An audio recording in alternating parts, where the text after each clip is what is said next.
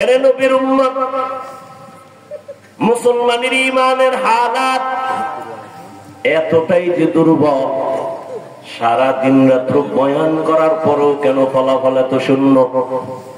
এরে আল্লাহর গোলাম, আমাদের ঈমান দিন দিন শুধু দুর্বল হচ্ছে। কারণ ইবাদত আল্লাহর কাছে কবুল হওয়ার জন্য যেমন রাসূলের তরিকা শর্ত, তেমন হালাল খানাও শর্ত। কয়জনের খানা হালাল? এরে যুবক, তোমার মতো যুবক স্কুল কলেজে পড়িয়েও 5 বেলার নামাজ পড়ে আছে না নাই? আল্লাহ বিবেক দিছে, বিবেকটাকে জিজ্ঞাসা করো তুমি কেন পারো না? তোমার মতো যুবক র্যাব আর্মি পুলিশ বিডিআরে চাকরি করে নামাজি আছে না নাই? বলো তুমি কেন পারবা না? তোমার মতো যুবক রাস্তায় গাড়ি চালায় নামাজ পড়ে, নদীর মধ্যে মাছ ধরে নামাজ পড়ে, বলো তুমি কেন পারবা না? তোমার মতো যুবক শিক্ষকতা করে নামাজ পড়ে, ডাক্তার প্রফেসর ইঞ্জিনিয়ার, নামাজি অভাব নাই। অবৃদ্ধ বাবাজি, আপনার মতো কত বুড়ারা মসজিদে গিয়ে নামাজ পড়ে, আপনি কেন পারেন না? ও পর্দারা রামের আম্মা জানেরা বোনেরা, আপনার মতো কত মা কত বোন এখনো আছে এই এলাকার মধ্যে পর্দা করে নামাজ পড়ে নাই? আম্মা জানের আপনারা কেন পারবেন না? আপনার মতো কত মা স্বামীর মাল হেফাজত করে, মোবাইলে সময় নষ্ট করে না। আল্লাহ সন্তান দিছেন, সন্তানটাকে আদর্শওয়ালা বানায় যান। ডাক্তার বানাবেন, কোরআন পড়ায় আদর্শওয়ালা বানায় যান। মা বাবার জন্য কোরআন পড়বে, দোয়া করবে। ও মা, আপনার মতো কত মা যদি পর্দা করে, আপনি কেন পারবেন না? এখনো সময় আছে, তওবা করেন। মরিয়া গেলেও যাবেন আর নামাজ ছাড়বেন না, বেপর্দায় চলবেন না, মোবাইলে সময় নষ্ট করবেন না। সন্তানটাকে আদর্শওয়ালা বানায় যাবেন, ডাক্তার বানাবেন, ইঞ্জিনিয়ার বানাবেন। মা বাবার দোয়া নিয়া, শিক্ষকের দোয়া নিয়া, উলামায়ে কেরামের পরামর্শ নিয়ে চলবে। ও যুবক বাবারা, এখনো সময় আছে, তওবা করো। জীবনে তো গুনাহ কম করো নাই। মনে চাইছে দাড়ি রাখবা না, কেটে ফেলেছো। মনে চাইছে নামাজ পড়বা না, পড়ো নাই। মনে চাইছে মোবাইলে সময় নষ্ট করবা, কম করো নাই। এখন থেকে তওবা করো। জানি না কার কপাল ভালো কারটা খারাপ, এখনো সময় আছে, তওবা করো। মনে মনে আমার আল্লাহকে বলো, হে আল্লাহ, জীবনে তো কম দাড়ি কাটি নাই, বেপরদায় কম চলি নাই, কোন দিন মরণ হবে জানি না। আজকে থেকে তওবা করে নিলাম। স্কুলে পড়ি আর কলেজে পড়ি, চাকরি করি, ব্যবসা করি, আর দাড়ি কাটবো না, নামাজ ছাড়বো না, বেপরদায় চলবো না, মোবাইলে গুনাহ করবো না। মা বাবার দোয়া নিয়া, শিক্ষকের দোয়া নিয়া, উলামায়ে কেরামের পরামর্শ নিয়া, নবীজির তরিকা মেনে চলবো। তওবা করার মতো যদি কারো অন্তর তৈরি হয়, মুনাফিকি না থাকে, খাঁটি তওবার নিয়ত যাদের আছে, দুটো হাত আমার আল্লাহকে দেখায় দাও। আয় আল্লাহ, হাতগুলো কবুল করে নেন, তওবা কবুল করে নেন। তওবার উপরে মজবুত হইয়া চলার মতো তৌফিক দান করেন, আমিন। নবী বলেন, খায়রুকুম মান তাআল্লামাল কুরআনা ওয়া আল্লামাহু। জমিনের মধ্যে তোমরাই শ্রেষ্ঠ যারা কোরআন শিখবা, অন্যকে শিক্ষা প্রদান করবা। ডাইরেক্ট কোরআন শিখানো এটাও যেমন উত্তম। আমরা যে ওয়াজ মাহফিলে বসছি, এখানেও কোরআন হাদিসের আলোচনা হবে, আপনারা শুনবেন, এটাও উত্তম মজলিস, এটাও কোরআন শিক্ষা দেওয়া নেওয়ার মজলিস। এই জন্যই তো নবী বলেন, কেউ যদি ঘর থেকে কোরআনের বাগানে উলামায়ে আহলে হকের মজলিসে বের হয়, প্রত্যেকের সাথে আমার আল্লাহ 70,000 রহমতের ফেরেশতা দিয়া কাফেলা বানায় দেন। আরো আস্তে করে বলেন। এরা আমাদের সাথে, আপনাদের সাথে ময়দানে আসেন। যতক্ষণ এই মজলিসটা চলবে, ততক্ষণ আল্লাহর রহমত অনবরত অবতীর্ণ হবে। আল্লাহ পাক রব্বুল আলামিন ফেরেশতার থেকে জেনে জেনে অগ্রিম ঘোষণা দিয়ে দিলেন, এই ময়দানে যারা আসছেন, এদের জীবনের সব গুনাহ মাফ করে দিয়েছে। আতিনা ফি দারে দুনিয়া না হাসান, آتنا في دار عقبانا حسن يا غياث المستغيثين اهدنا الافتخار بالعلوم والغنى ہر غریب نیک تو تیار ہے جو نہ مانگے اس سے تو بیزار ہے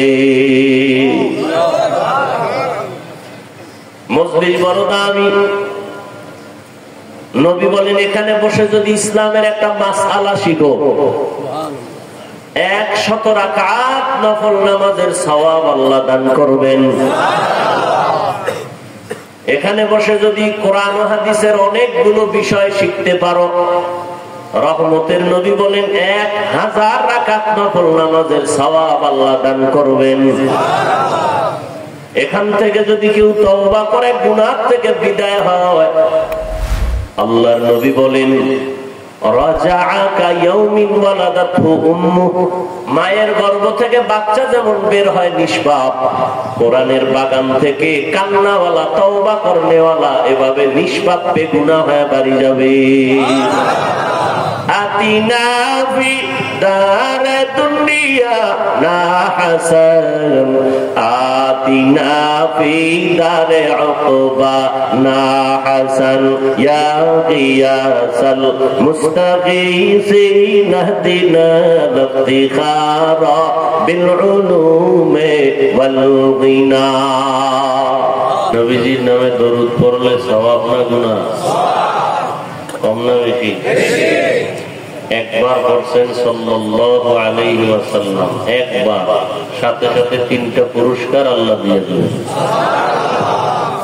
প্রথম পুরস্কার 10টা গুনাহ মাফ হয়ে যায় দ্বিতীয় পুরস্কার 10টা নেক আমল নামায় যোগ হবে তৃতীয় পুরস্কার 10 আল্লাহর দরবারে 10 গুণ মর্যাদা বেড়ে যাবে কয়বার পড়লে তাহলে যে 100 বার পড়েন 200 বার পড়েন 300 বার পড়েন আরো লাভ দরুদ এমন একটা আমল যে আমলটা করলে আখিরাতের লাভ তো আছেই দুনিয়ার লাইনে আরো বেশি লাভ ভাই সাউন্ড ঠিক করেন না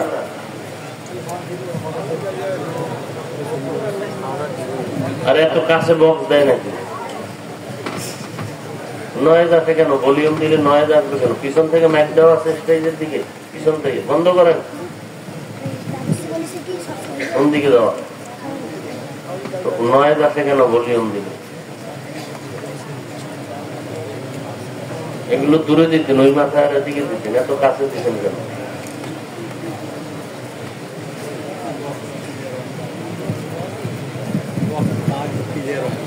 ওলামায়ে কেরাম লিখছেন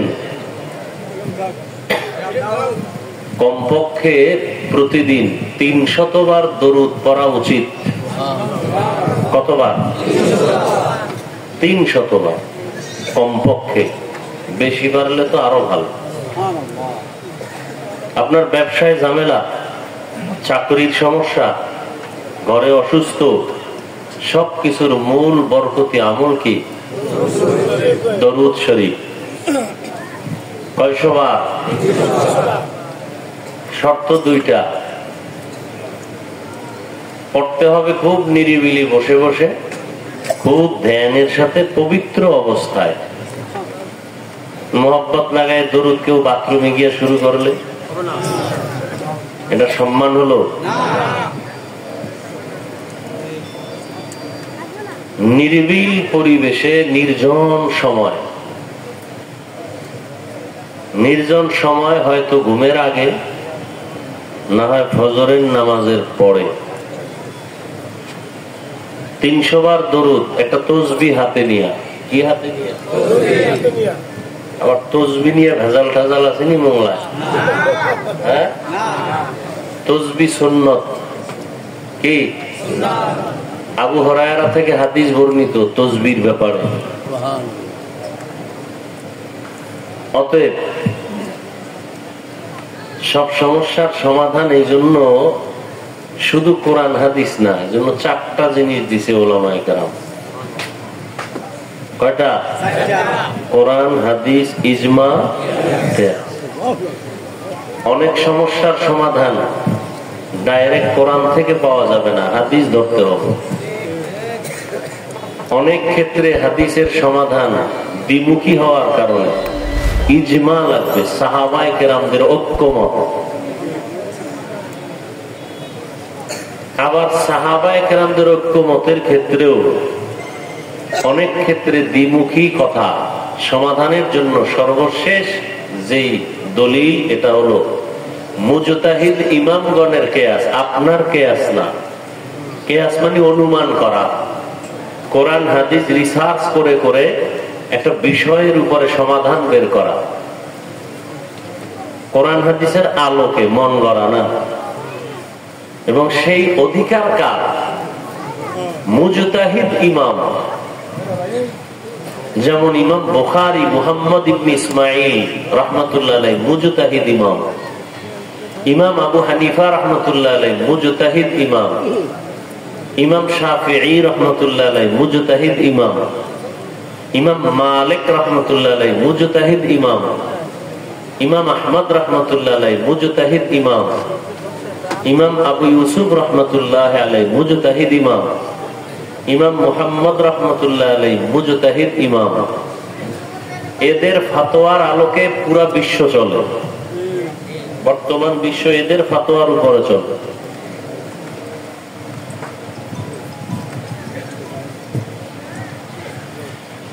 আল্লাহ তো তসবিহ হাতে নিয়া কতবার? কোন সময়? কোন সময়? হয়তো বা ফজরের পর, না হয় কোন সময়? ঘুমের আগে। নাপাক না অজু সহ? অজু সহ বসে ধ্যানের সাথে কি ধ্যান? যে আমি দরুদ পড়তেছি, আমার দরুদের সওয়াব বা খবর ফেরেশতারা রাসূলের রওজা মুবারকে পৌঁছায় দিতেছেন। রসুল কই? আমার কথার উত্তর দিতে হবে। এই মোংলায় আসছি তৃতীয়বার, আরো 2 বার আসছিলাম।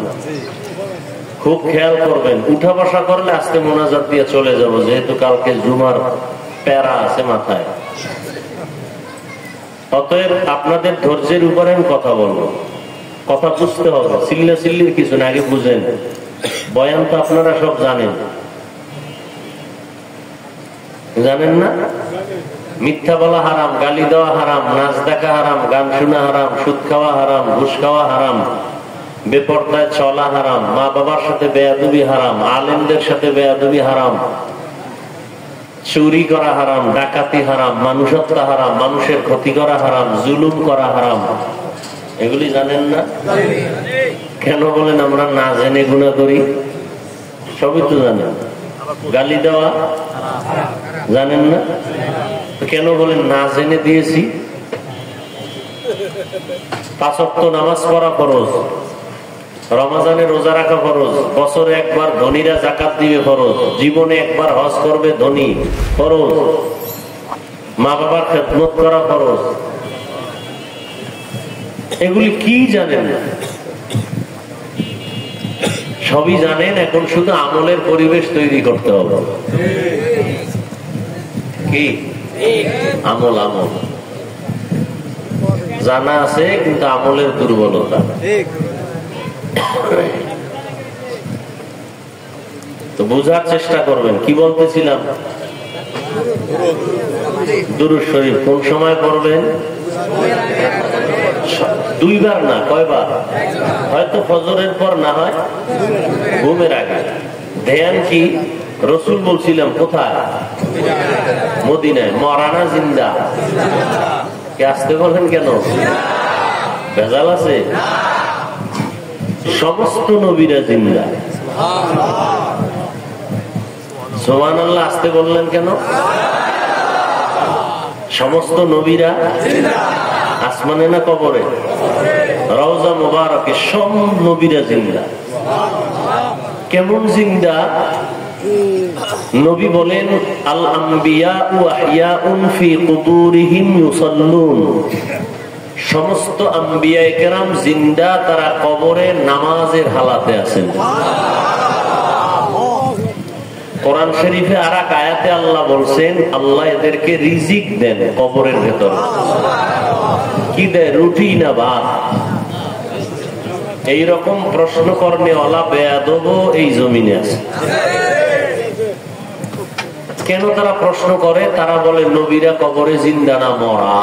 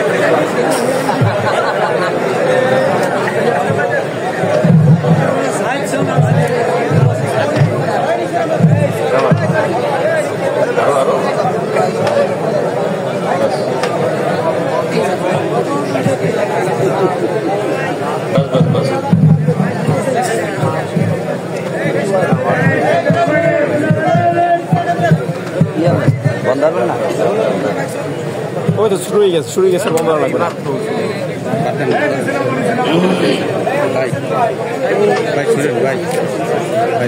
কি কথা বলতেছিলাম? সমস্ত নবীরা আম্বিয়া কেরাম কবরে কি জিন্দা, এতে কোনো সন্দেহ? আল্লাহ কোরআনে বলেন ওয়াহুম ইউরযাকুন, এদেরকে কবরে কি দেওয়া হয়? একদল বলে কি দেয়? রুটি না ভাত? এরপরে যদি রুটি দেয় ভাত দেয়, খায় কেমনে? পানি কই, প্লেট কই, গ্লাস কই? বুঝেননি? এই প্রশ্ন কারা করে? যারা বলে নবীরা সব কবরে মরা। তারা বলে এক কথায় ধর্ম নিয়ে ফেতনা। কি নিয়ে? ইসলাম ধর্মের প্রত্যেকটা বিষয় নিয়ে ফেতনা। বাংলাদেশে এত বেশি, পৃথিবীর আর কোথাও এত ফেতনা নেই।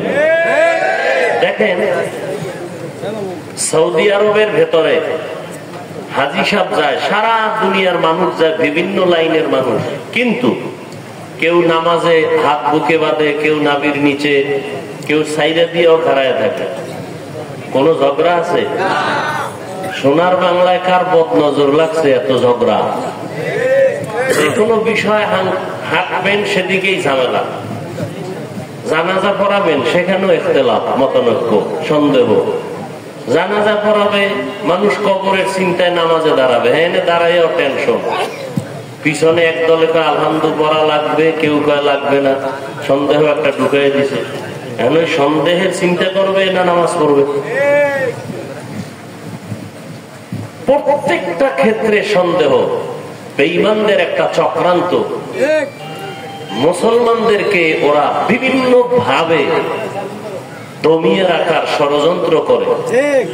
তো ইবাদত করবে, নামাজ বাদ দেওয়া পারবে না বলতে, রোজা বাদ দেওয়া পারবে না, কিন্তু এমন ভাবে কিছু চক্রান্ত করছে যে এরা নামাজ পড়ুক কিন্তু সন্দেহ ঢুকায় দাও, এরা রোজা রাখুক সন্দেহ ঢুকায় দাও। তো সন্দেহের সাথে ইবাদত করলে এটা একুরেট হবে না।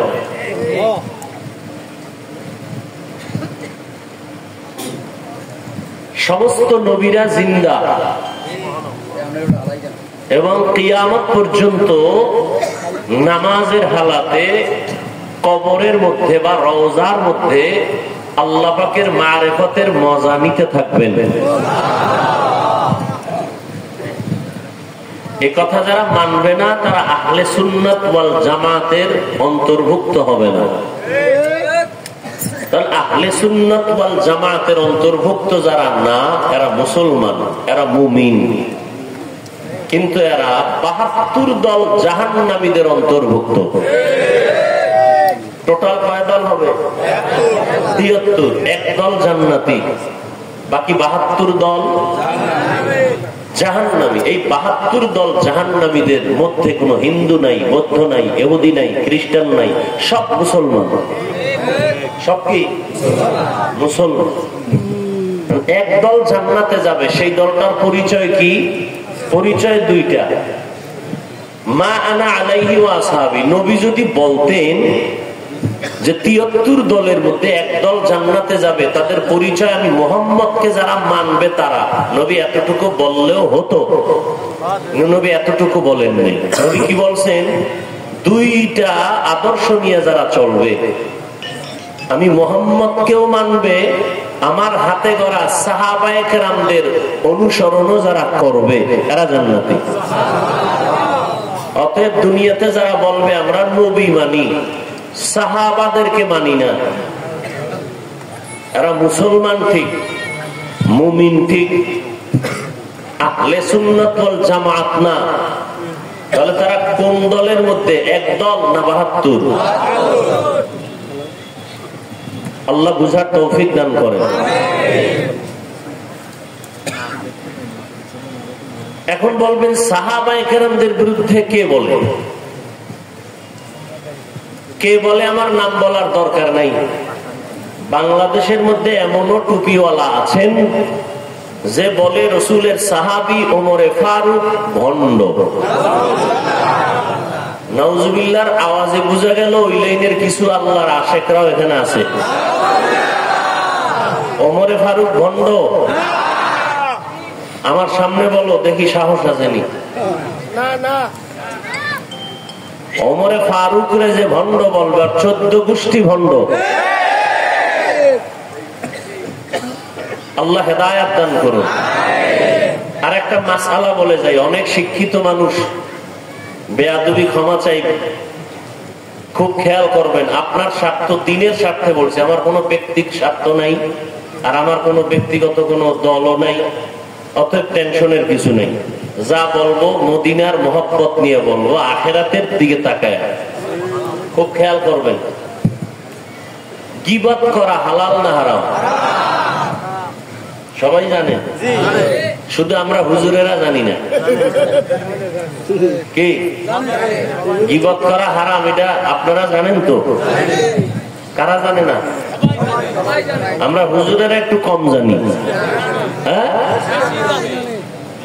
কি মনে হয় কম জানি না বেশি? আমরা যতটুকু জানি এই পরিমাণ জানেন। আপনারা জানেন গীবত করা হারাম, আর আমরা হুজুরেরা জানি গীবত করা হারামের পাশে আছে কিছু কিছু কারণে, 4 কারণে গীবত করা ওয়াজিব, না করলে গুনাহ। এটা তো আপনারা জানেন। এই না যাই না পাকনামি করেন, চালাকি করেন। এই হুজুরে আইসে বয়ান করতে, বয়ান উঠেই গীবত শুরু করলো। আপনি গীবতের সংজ্ঞা জানেন, ডেফিনেশন জানেন গীবত কি?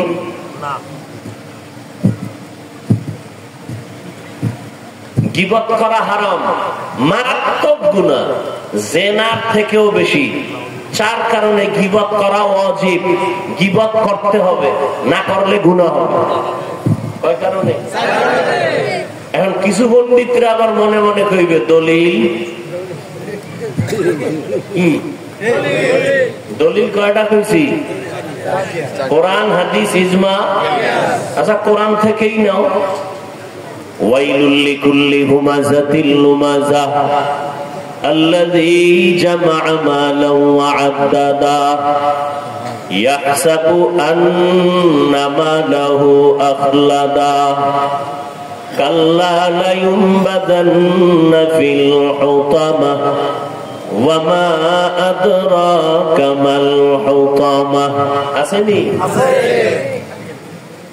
খালি একটু ধরায় দিলাম, এবার নিজে নিজে এটা একটু দেখে নিয়ে। এই সূরাটার ব্যাখ্যা দেখলেই পাইবেন গীবত করা হারাম হারাম হারাম। কয় কারণে ওয়াজিব? 4 কারণে। এর মধ্যে একটা কারণ আমি বলে দিই। ইসলাম নিয়া, কোরআন নিয়া, আল্লাহ নিয়া, রসুল নিয়া যদি কেউ উল্টা পাল্টা মানুষকে ধোঁকা দেয়, বিভ্রান্ত করে,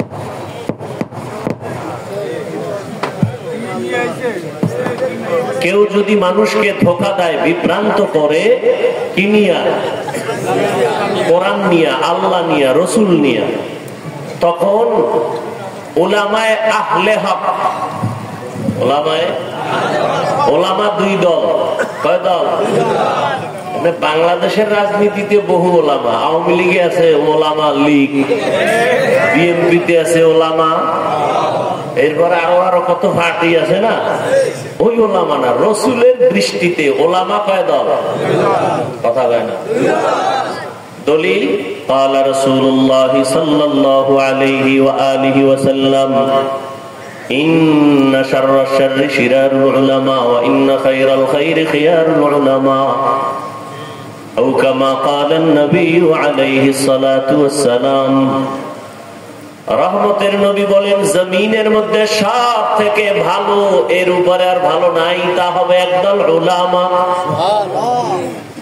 আবার এই জমিনের মধ্যে একদল খারাপ মানুষ থাকবে, এদের থেকে আর নিচে কোনো খারাপ হবে না, তারাও হবে উলামা। সবার থেকে বড় দামি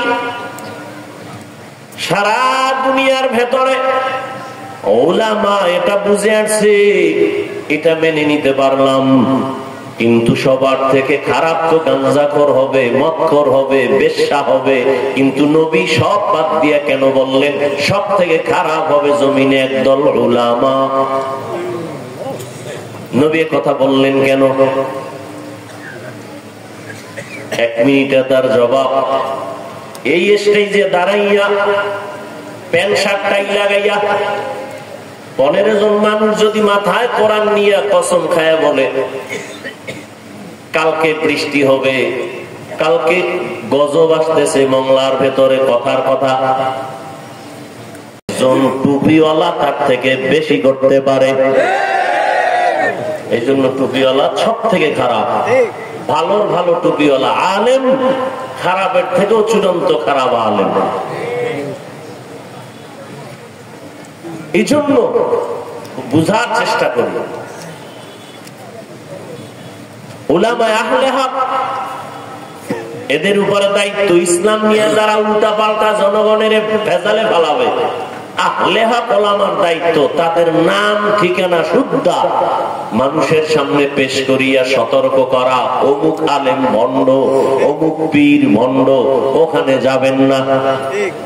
এটা গীবত হলেও সওয়াব, এটা গীবত হলেও। আচ্ছা বলেন, বর্তমানে ইসলামের দুশমন আসেনি?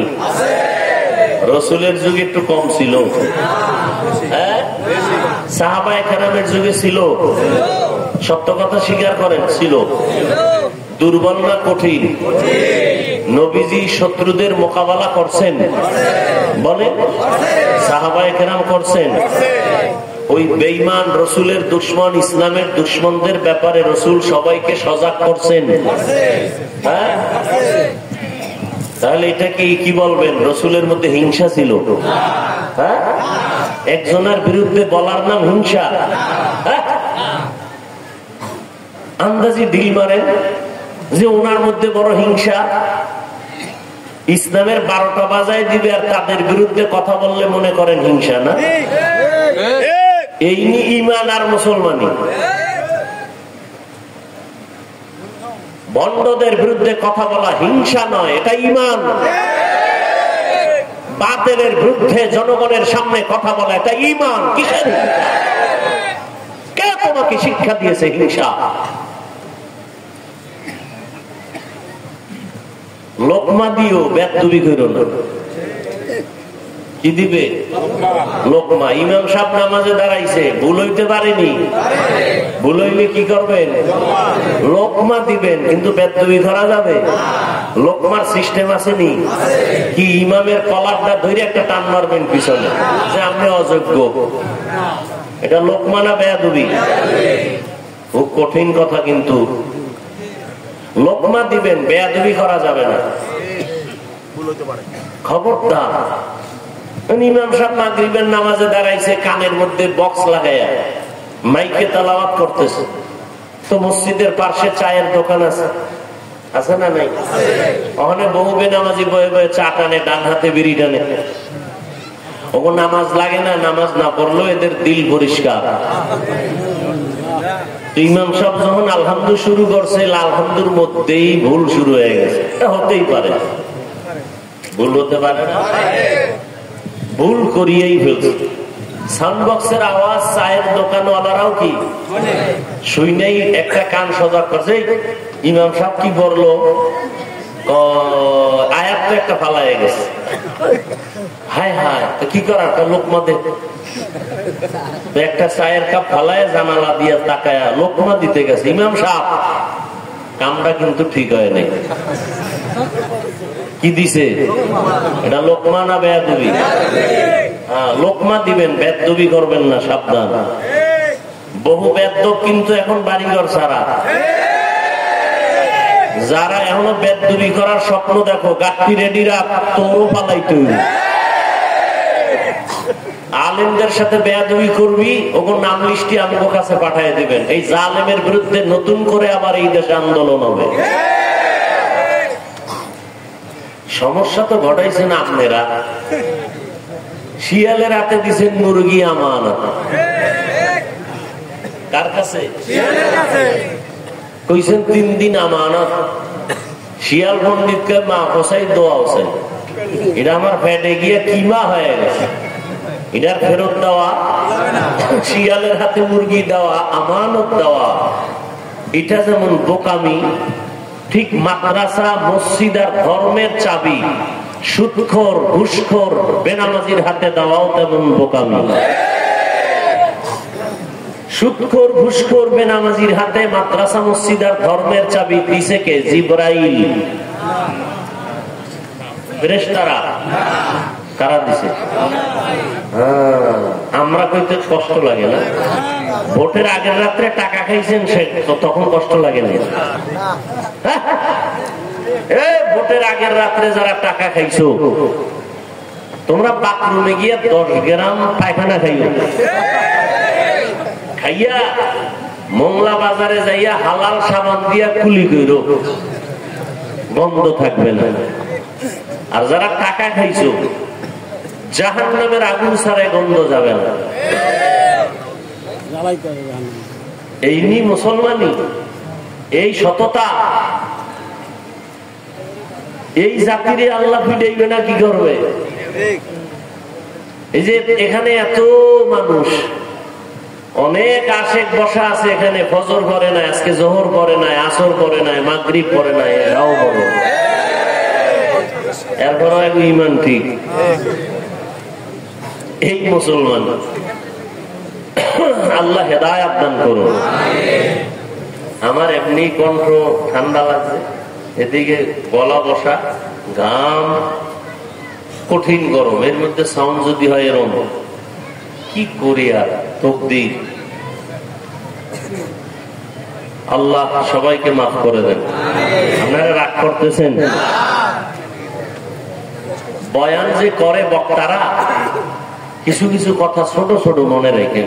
বক্তারা যে ওয়াজ করে, আল্লাহর কসম করে বলছি, মনে রাখবেন কথা, বক্তার এলেম আমলের দ্বারা ওয়াজ হয় না। ওয়াজ হয়, বয়ান হয়।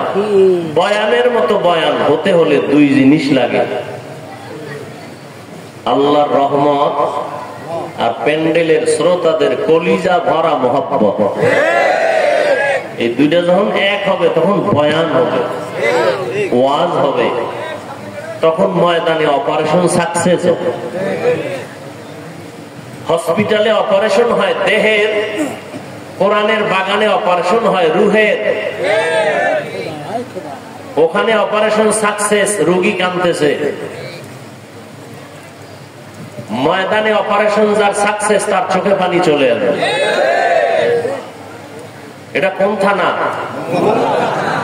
পুলিশ একজন আসামি ধৈর্য নিয়ে থানায় এমন বেতের বাড়ি দিছে, কোনো কান্দে না, চোখে পানি নেই।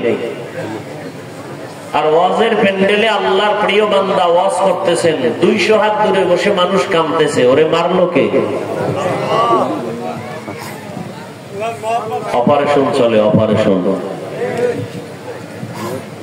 এটা দুই জিনিস লাগবে, আল্লাহর রহমত আর শ্রোতাদের অন্তর ভরা নিরঙ্কুশ মোহব্বত। মোহব্বত কি করেন? মোবাইল একটা সামনে দিয়ে পর্দা ফালায় রাখছেন, কলমের দরজা বন্ধ হয়ে আছে। বহুদিন পর অজে বইছেন, আমিও আইলাম, আমার দিকে না তাকাইয়া মোবাইল নিয়ে ব্যস্ত। এই কপালটা লইয়ে আমি দুনিয়াতে আইছি। যেই মোবাইলকে বলি আমরা নাপাক একটা বস্তু, নাপাক অস্ত্র, মানুষকে দ্রুত মেরে ফেলার একটা যন্ত্রের নাম মোবাইল। বাঁচতেছেন অনেকদিন, কিন্তু হাতে যন্ত্র যেটা, এটা দ্রুত মরার যন্ত্র। কিডনি শেষ করবে এই মোবাইল। চোখের পাওয়ার, কানের পাওয়ার, হার্ট, লিভার, লেখাপড়া, চরিত্র, জীবন, যৌবন সব ধ্বংস করতে পারে একটা মাত্র মেডিসিন মোবাইল।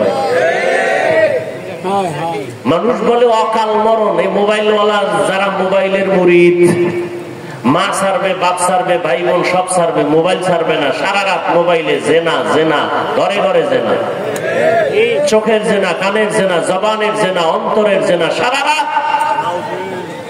এই মোবাইলের মুরিদওয়ালা যারা মুরিদ, এদের অকাল মরণ হবে, অকাল। তাড়াতাড়ি মরবে না, ও জ্বালাইছে না, ও আবার নিজে জইলে উইরে মরবো। মায়েরে জ্বালায় মোবাইলের জন্য, বাবারে জ্বালাইছে, আলেমের সাথে বেয়াদবি করছে, শিক্ষকের সাথে বেয়াদবি, মসজিদের মুরব্বীর সাথে বেয়াদবি। মানে মোবাইল চালাইতে গিয়া একটা টাকা বেয়াদব হয়ে আছে। ও যখন জ্বালাইছে, মা বাপ এখন মনে মনে চায় ও মরলে খুশি, কারণ ওর চরিত্র এত খারাপ যে মা বাবাই সন্তানের চরিত্রের কারণে মানুষের সামনে মুখ দেখাইতে পারে না। যেন মা বাবা মনে মনে চায় চরিত্রহীন সন্তানটা মরে যাক। আল্লাহ হেদায়েত দান করুন।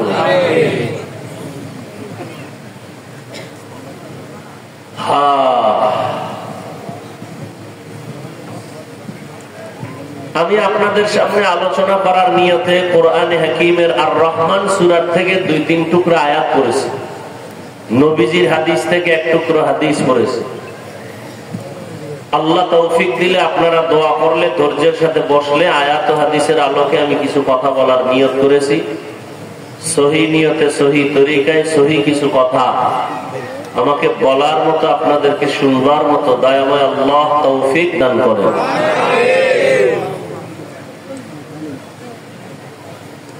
আমি একটু আগেও বলছি, আবারও বলি, বয়ান হবে আপনাদের মোহাব্বত আর ধৈর্যের উপরে। উঠা বসা করলে আমি হাত উঁচু করে মোনাজাত দিয়ে চলে যাব। নিজের কপালও পুরবেন না, অন্যের কপালও পুরার চেষ্টা করবেন না। এটা এমন একটা প্যান্ডেল, আসলে সবাই চাইলেও বসতে পারে না, কারণ এটা তো একটা বেহেশতের বাগান। এটা এমন একটা বাগান, রাসূল বলেন এখানে বসার সাথে সাথে জীবনের সবার সব গুনাহ মাফ। যাদেরকে শয়তান বন্ধু বানাইছে এরা তো বসতে পারবে না, কিছুক্ষণ পর উঠার জন্য পাগল হয়ে যাবে। আল্লাহ যদি কপাল ভালো না রাখে কি করার? আমি হাফিজুর রহমান কেন আর মক্কা মদিনার ইমাম কেন, স্বয়ং রসুল যদি বয়ান করে কপাল খুলবে না। কপাল পোড়া এত খারাপ, রসুলের বয়ানও কপাল খুলে না। বুঝুন কত বড় কপাল পোড়া। যেই রসুলকে এক নজর দেখলেই জাহান্নাম হারাম, যেই রসুলের চেহারা মোবারকে একটা দৃষ্টি দিলে 7 দিনের ক্ষুধা থাকে না, যেই রসুলের শরীর মোবারকে মশা মাছি পড়া হারাম, যে রসুল রাস্তা দিয়ে চলেন মেঘ ছায়া দেয়, সূর্যের গরম যেন রসুল কষ্ট না পায়। কেমন রসুল চিনলেন না সেই রসুলকে? যেই রসুল কদম যেখানে দেয় সেখান থেকে মেশকের ঘ্রাণ, যেই রসুলের ঘাম আম্মাজান আয়েশা রাদিয়াল্লাহু আনহা বলেন বোতলে ভরে রাখতাম আর আতর হিসেবে ব্যবহার করতাম। যেই রসুল রাস্তা দিয়ে চলতেন দুপাশের গাছ নত হয়ে রসুলকে সালাম দেয়। যেই রসুলকে এক নজর দেখার জন্য গর্তের পিপিলিকা আল্লাহর কাছে আরজি পেশ করে, সেই রসুলকে এক টানা 13 বছর দেখছে, সামনে বসে বয়ান শুনছে, কালেমা পড়ে নেই। এত বড় পৃথিবীর নিকৃষ্ট বেঈমানের নাম জানেন? কথা বলেন। এর নাম কপাল। এর নাম কি? মোংলা বন্দরে মাহফিল হবে, প্রচারণা চলছে বহুদিন, অনেকে আসতে চেয়েও পারে নাই, কপাল। আর একদল আসছে কিন্তু এই বেহেশতের প্যান্ডেলে ঢুকতে পারে নাই, কপাল। এরা কোথায়?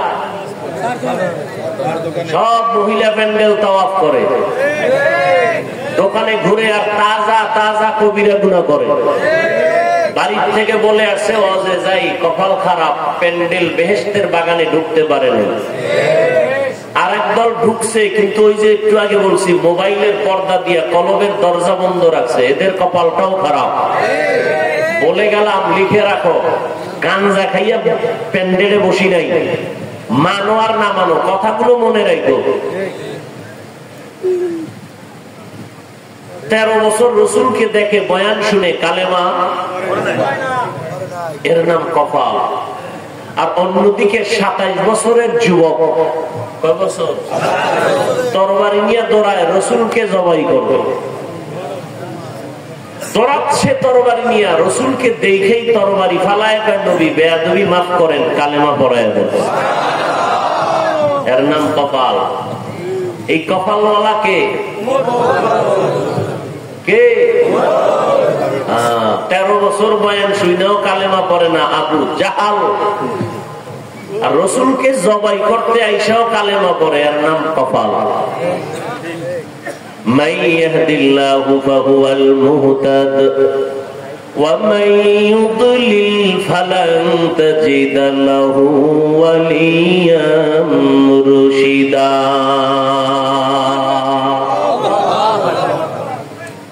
আল্লাহ যাকে কবুল করবেন সে হেদায়েত পেয়ে যাবে, আর যার কপাল বড় খারাপ ওই বান্দা হেদায়েত পাবে দূরের কথা, হেদায়েত পাওয়ার মতো কোনো মুর্শিদও পাবে না, পথ প্রদর্শকও পাবে না।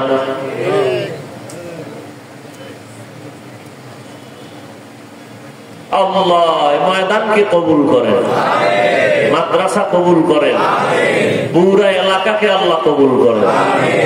আর কি দোয়া করতাম কোন? তাড়াতাড়ি যেন সাগরে একটা বাড়ি, মানে এক বাড়ি দিলে ঘুমের মধ্যে দেখবেন যে পানির ভিতরে আছেন। আল্লাহ পারেনি?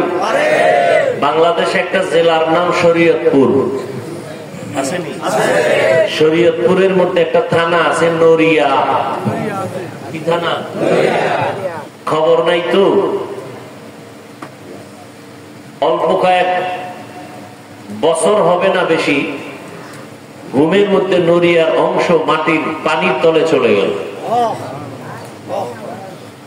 মোংলার পার্শ্বে সাগর। আল্লাহ যদি খালি অর্ডার দেয় একটু গরম হয়, মোংলা শেষ নিমিষেই, পৃথিবীর মানচিত্র থেকে মোংলা শেষ। 2004 সনে ইন্দোনেশিয়ায় সুনামি হয়েছিল। গত কয়েকদিন আগে ভূমিকম্প হলো থাইল্যান্ড, মায়ানমার। এরকম একটা ধাক্কা দিলে বাংলাদেশের উপায় আছে? আর বেঈমানরা তো রেডি হয়ে আছে, বাংলাদেশের গোনায় ধরে না, চিন্তা করে অন্য দেশের লগে যুদ্ধ হবে, আর বাংলাদেশে খালি একটা টোকা মারবো নাই। আপনারা তো মনে করেন ইসলাম কায়েম হয়ে গেছে না? ইসলাম কায়েম হলে হুজুরদের এত আন্দোলন করতে হয় কেন মাঠে ময়দানে? স্বাধীন স্বাধীন স্বাধীন বলে চিৎকার দিয়ে নাকে তেল লাগায় ঘুমাইতেছেন, স্বাধীন হলে চট্টগ্রামে আইনজীবীর গলায় ছুরি চলে কেন? কি মোংলার মানুষ ঘুমে আছেন না? স্বাধীন স্বাধীন স্বাধীন হলে ফাঁকে ফাঁকে আমাদেরকে চোখে দেখানো হয় অমুক জায়গায় ওয়াজ চলতেছে, বক্তার মাইক টেনে নিয়ে গেল কেন? কিসের স্বাধীন? এ তো ইদানিং কালের কথা বলছি, 2-4 মাসের মধ্যে কথা বলছি। আলহামদুলিল্লাহ আমার ওয়াজ এখন পর্যন্ত বাধাগ্রস্ত হয় না। আমি ঘোষণাই দিয়ে দিছি প্যান্ডেলে, যে কোরআনের মাহফিল বন্ধ করতে চায় ওর নাম ঠিকানা দাও, কি বলতে চায় রেকর্ড করো। ওই জালেমের বিরুদ্ধে নতুন ভাবে বাংলাদেশে আন্দোলনের ডাক আবার দিব। লিস্টি দাও কারা ওয়াজ মাহফিল বন্ধ করতে চায়, সেই বেয়াদবদের লিস্টি দাও। মৃত্যু একবার হবে, জালেমের সাথে মোকাবেলা করে হবে। কি এত ভয় কিসের? এ দেশ আমার, এ দেশের আমি বৈধ নাগরিক, জমিন আল্লাহ, আমি আল্লাহর গোলাম, আমি আল্লাহর হুকুম মেনে নামাজ পড়ি, আল্লাহর দেয়া সূর্যের আলো আমি ভোগ করি, কারণ বাবার দেয়া সূর্য না, আল্লাহর দেয়া বাতাস ভোগ করি, কোন সরকারের বাতাস নয়। অতএব আল্লাহর জমিনে আল্লাহর দিন নিয়ে আমরা যারা চলি, আমরা টপ লেভেলে থাকবো। আমাদের সাথে কথা বলতে হলে আমাদের অনুমতি নিয়ে বলতে হবে। সোজা কথা, কোনো প্যাচ নাই, আমাদের কোনো অস্ত্র নাই, টাকা পয়সা নাই, আমরা সব ফকির। তবে আমাদের দুইটা হাত আছে, সবার যেমন আছে আমাদেরও আছে। থাপ্পড় একটা দিলে দুইটা খাওয়ার জন্য রেডি থাকো। তবে আমরা বেয়াদব না, রসুলের আদর্শ মেনে চলি, তো বেয়াদবি শিখি নাই, তবে বেয়াদব সাইজ করা শিখছি। বাংলাদেশকে পবিত্র বানাবার জন্য বেয়াদব সাইজ করতে মাত্র 1 ঘন্টা সময়ের ব্যবধান। আমনেও কেউ দরকার নাই, আমরা কওমি মাদ্রাসাওয়ালারা, তাবলিগওয়ালারা, চরমনেওয়ালারা মাঠে নামলে সব বেতব সোজা, কেউ দরকার নাই। আলিয়া মাদ্রাসা লাগবে না, খালি কওমিওয়ালারা নামলেই দেশ ঠান্ডা। আর সবাই নামলে তো উপায় নেই। আল্লাহ হেদায়েত দান করুন। সুলাইমান নবী গোটা দুনিয়ার শাসন করছেন, বলে এই ঘটনা কোরআন শরীফে আছে। ইউসুফ নবী মিশরের অর্থমন্ত্রী ছিলেন, জানেন? ঘটনা কোরআনে আছে। আমার রাসূল মদিনার রাষ্ট্র চালাইছেন, আবু বকর চালাইছেন, ওমর চালাইছেন, এগুলি জানেন। কেন বলেন ইসলামের রাজনীতি নাই? হ্যাঁ, বর্তমান দুনিয়ায় যে ধান্দাবাজি আর চান্দাবাজি চলে, এটা ইসলামে নাই। ধান্দাবাজি আর চান্দাবাজির রাজনীতি ইসলামে নাই। ধান্দাবাজি চান্দাবাজি বন্ধ করার রাজনীতি ইসলামে আছে। এই জন্য তো চান্দাবাজার ধান্দাবাজরা ইসলাম করে মানে না, কারণ ওরা জানে ইসলাম মানলেই শান্তি, কিন্তু আমরা চুরি বন্ধ, দুর্নীতি বন্ধ। এজন্য সবচেয়ে দুর্নীতিবাজ এক হয়েছে। মুখে বলবো ইসলাম, কিন্তু কাজে কর্মে ইসলামকে প্রাধান্য দেওয়া যাবে না। আর সেই ক্ষেত্রে আপনাদের কিনে ফেলছে ভোটের আগের রাত্রে, টাকা খাইলেই বলেন হ্যাঁ কসম আপনার জন্য আমি রেডি।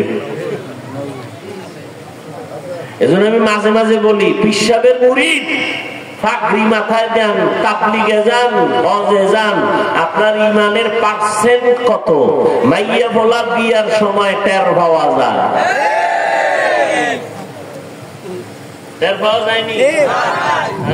পিসাবের মুরিদ উপরে কয় কিচ্ছু লাগবে না, তলে তলে কয় এটা দিল না কেন, মানবতা হইল, ওইটা দিল না কেন, মানবতা হইল। ভিতরে ভিতরে গায়ে হলুদ চলে, ভিতরে ভিতরে নাচ গান চলে, ছবি উঠানো চলে, ভিডিও চলে, যেগুলো সব হারাম। গায়ে হলুদ হারাম, গায়ে হলুদ কি হারাম, অনর্থক ছবি উঠানো হারাম। সারা দুনিয়ার উলামায়ে কেরাম একমত, অনর্থক এমনি ছবি তোলা হারাম। বসছেন বেহেশতের বাগানে, মোবাইল নিয়ে করতেছেন কবিরা গুনাহ, দরকার নাই, শুধু শুধু ছবি তুলতেছেন। পৃথিবীর কোন আলেমের মৃত্যু পর্যন্ত এই কথা ভিন্ন কোন ফতোয়া দেওয়ার অধিকার পাবে না, শক্তি থাকবে না। বিনা কারণে এমনি ছবি উঠানো হারাম।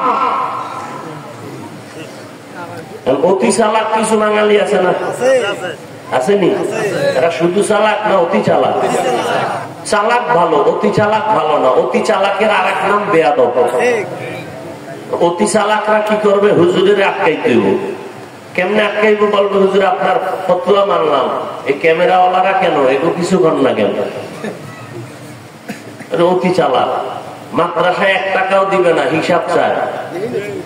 অতি চালাক। মসজিদে দান করবে না, কি চায়? এরকম বেয়াদব আছে না নাই? সমস্যা কোথায়? শিয়ালের হাতে মুরগি, মনে আছে? কার হাতে মুরগি? হ্যাঁ, আল্লাহ হেদায়েত দান করুন। আয়াত আর হাদিসের তরজমাটা বলে নিব, তারপরে কিছু ব্যাখ্যা সামান্য আপনাদের ধৈর্যের উপরে বলবো। মোনাজাতটা আমি দিব, অনুমতি নিয়ে নিলাম, উঠলেই মোনাজাত বাস। আর রহমান, রহমান হলেন তিনি, আল্লামাল কুরআন, কোরআন শিক্ষা দিলেন যিনি। খালাকাল ইনসান, রহমান হলেন তিনি, মানুষ সৃষ্টি করলেন যিনি। আল্লামাহুল বায়ান, রহমান হলেন তিনি, বয়ান শিক্ষা দিলেন যিনি। নবী বলেন খায়রুকুম মান তাআল্লামাল কুরআন ওয়া আল্লামাহু, জমিনের মধ্যে তোমরাই শ্রেষ্ঠ যারা কোরআন শিখবা, অন্যকে শিক্ষা প্রদান করবা। ডাইরেক্ট কোরআন শিখানো এটাও যেমন উত্তম। আমরা যে ওয়াজ মাহফিলে বসছি, এখানেও কোরআন হাদিসের আলোচনা হবে, আপনারা শুনবেন, এটাও উত্তম মজলিস, এটাও কোরআন শিক্ষা দেওয়া নেওয়ার মজলিস। এই জন্যই তো নবী বলেন, কেউ যদি ঘর থেকে কোরআনের বাগানে উলামা আহলে হকের মজলিসে বের হয়, প্রত্যেকের সাথে আমার আল্লাহ 70,000 রহমতের ফেরেশতা দিয়া কাফেলা বানায় দেন। আরো আস্তে করে বলেন। এরা আমাদের সাথে, আপনাদের সাথে ময়দানে আছেন। যতক্ষণে মজলিসটা চলবে ততক্ষণ আল্লাহর রহমত অনবরত অবতীর্ণ হবে। আল্লাহ পাক রব্বুল আলামিন ফেরেশতার থেকে জেনে জেনে অগ্রিম ঘোষণা দিয়ে দিলেন, এই ময়দানে যারা আছেন এদের জীবনের সব গুনাহ মাফ করে দিয়েছে। আতিনা ফি দারে দুনিয়া না হাসান, আতিনা ফি দারে উকবা না হাসান, ইয়া গিয়াসাল মুস্তাগীসিন ইহদিনা লিফতিখারা বিল উলুমে ওয়াল গিনা। হর গরিবে নেক তু তৈয়ার है जो न मांगे उससे तू बेजार है। মজলিস বড় দামি। নবী বলেন, এখানে বসে যদি ইসলামের একটা মাসআলা শিখো, 100 রাকাত নফল নামাজের সওয়াব আল্লাহ দান করবেন। এখানে বসে যদি কোরআন ও হাদিসের অনেকগুলো বিষয় শিখতে পারো, রহমতের নবী বলেন 1000 রাকাত নফল নামাজের সওয়াব আল্লাহ দান করবেন। এখান থেকে যদি কেউ তওবা করে গুনাহ থেকে বিদায় হয়, আল্লাহর নবী বলেন রাজাআকা ইয়াউমিন ওয়ালাদাতহু উম্মুহু, মায়ের গর্ভ থেকে বাচ্চা যেমন বের হয় নিষ্পাপ, কোরআনের বাগান থেকে কান্নাওয়ালা তওবা করনেওয়ালা এভাবে নিষ্পাপ বেগুনাহ হয়ে বাড়ি যাবে। আতিনা ফি দারে দুনিয়া না হাসান, আতিনা ফি দারে উকবা না হাসান, ইয়া গিয়াসাল মুস্তাগীসিন ইহদিনা লিফতিখারা বিল উলুমে ওয়াল গিনা। আয়াত হাদিসের তরজমাটা বলে ফেললাম, এবার কিছু ব্যাখ্যা। না সবাই তো এই সূরাটা পারেন না, বলেন না কেন? এই আয়াতগুলো তো শুনতে শুনতে মুখস্থ হয়ে গেছে না? আর রহমান আল্লামাল কুরআন খালাকাল ইনসান আল্লামাহুল বায়ান। তর্জমা বলছি, ব্যাখ্যায় ঢোকার জন্য আমি একটু প্রাসঙ্গিক ভূমিকা স্বরূপ 2-4 মিনিট কথা বলছি, খেয়াল করেন। আল্লাহ মানুষ সৃষ্টি করার পরে, আল্লাহ মানুষ দুনিয়াতে পাঠাবার আগে মানুষ হবে সৃষ্টির মধ্যে শ্রেষ্ঠ সিদ্ধান্ত নিয়ে নিলেন আমার আল্লাহ। নূরের সৃষ্টি শ্রেষ্ঠ হবে না, আগুনের সৃষ্টি শ্রেষ্ঠ হবে না, একমাত্র মাটির সৃষ্টি মানুষ হবে শ্রেষ্ঠ। সিদ্ধান্ত কার? স্থায়ী না অস্থায়ী? মানে নাই কে আল্লাহর এই সিদ্ধান্ত? শয়তান। ওয়ালাকাদ কাররামনা বানি আদম ওয়া হামালনাহুম ফিল বাররি ওয়াল বাহরি ওয়া রাযাকনাহুম মিনাত তাইয়্যিবাত ওয়া ফাদ্দালনাহুম আলা কাসীরিন মিম্মান খালাকনা তাফদীলা।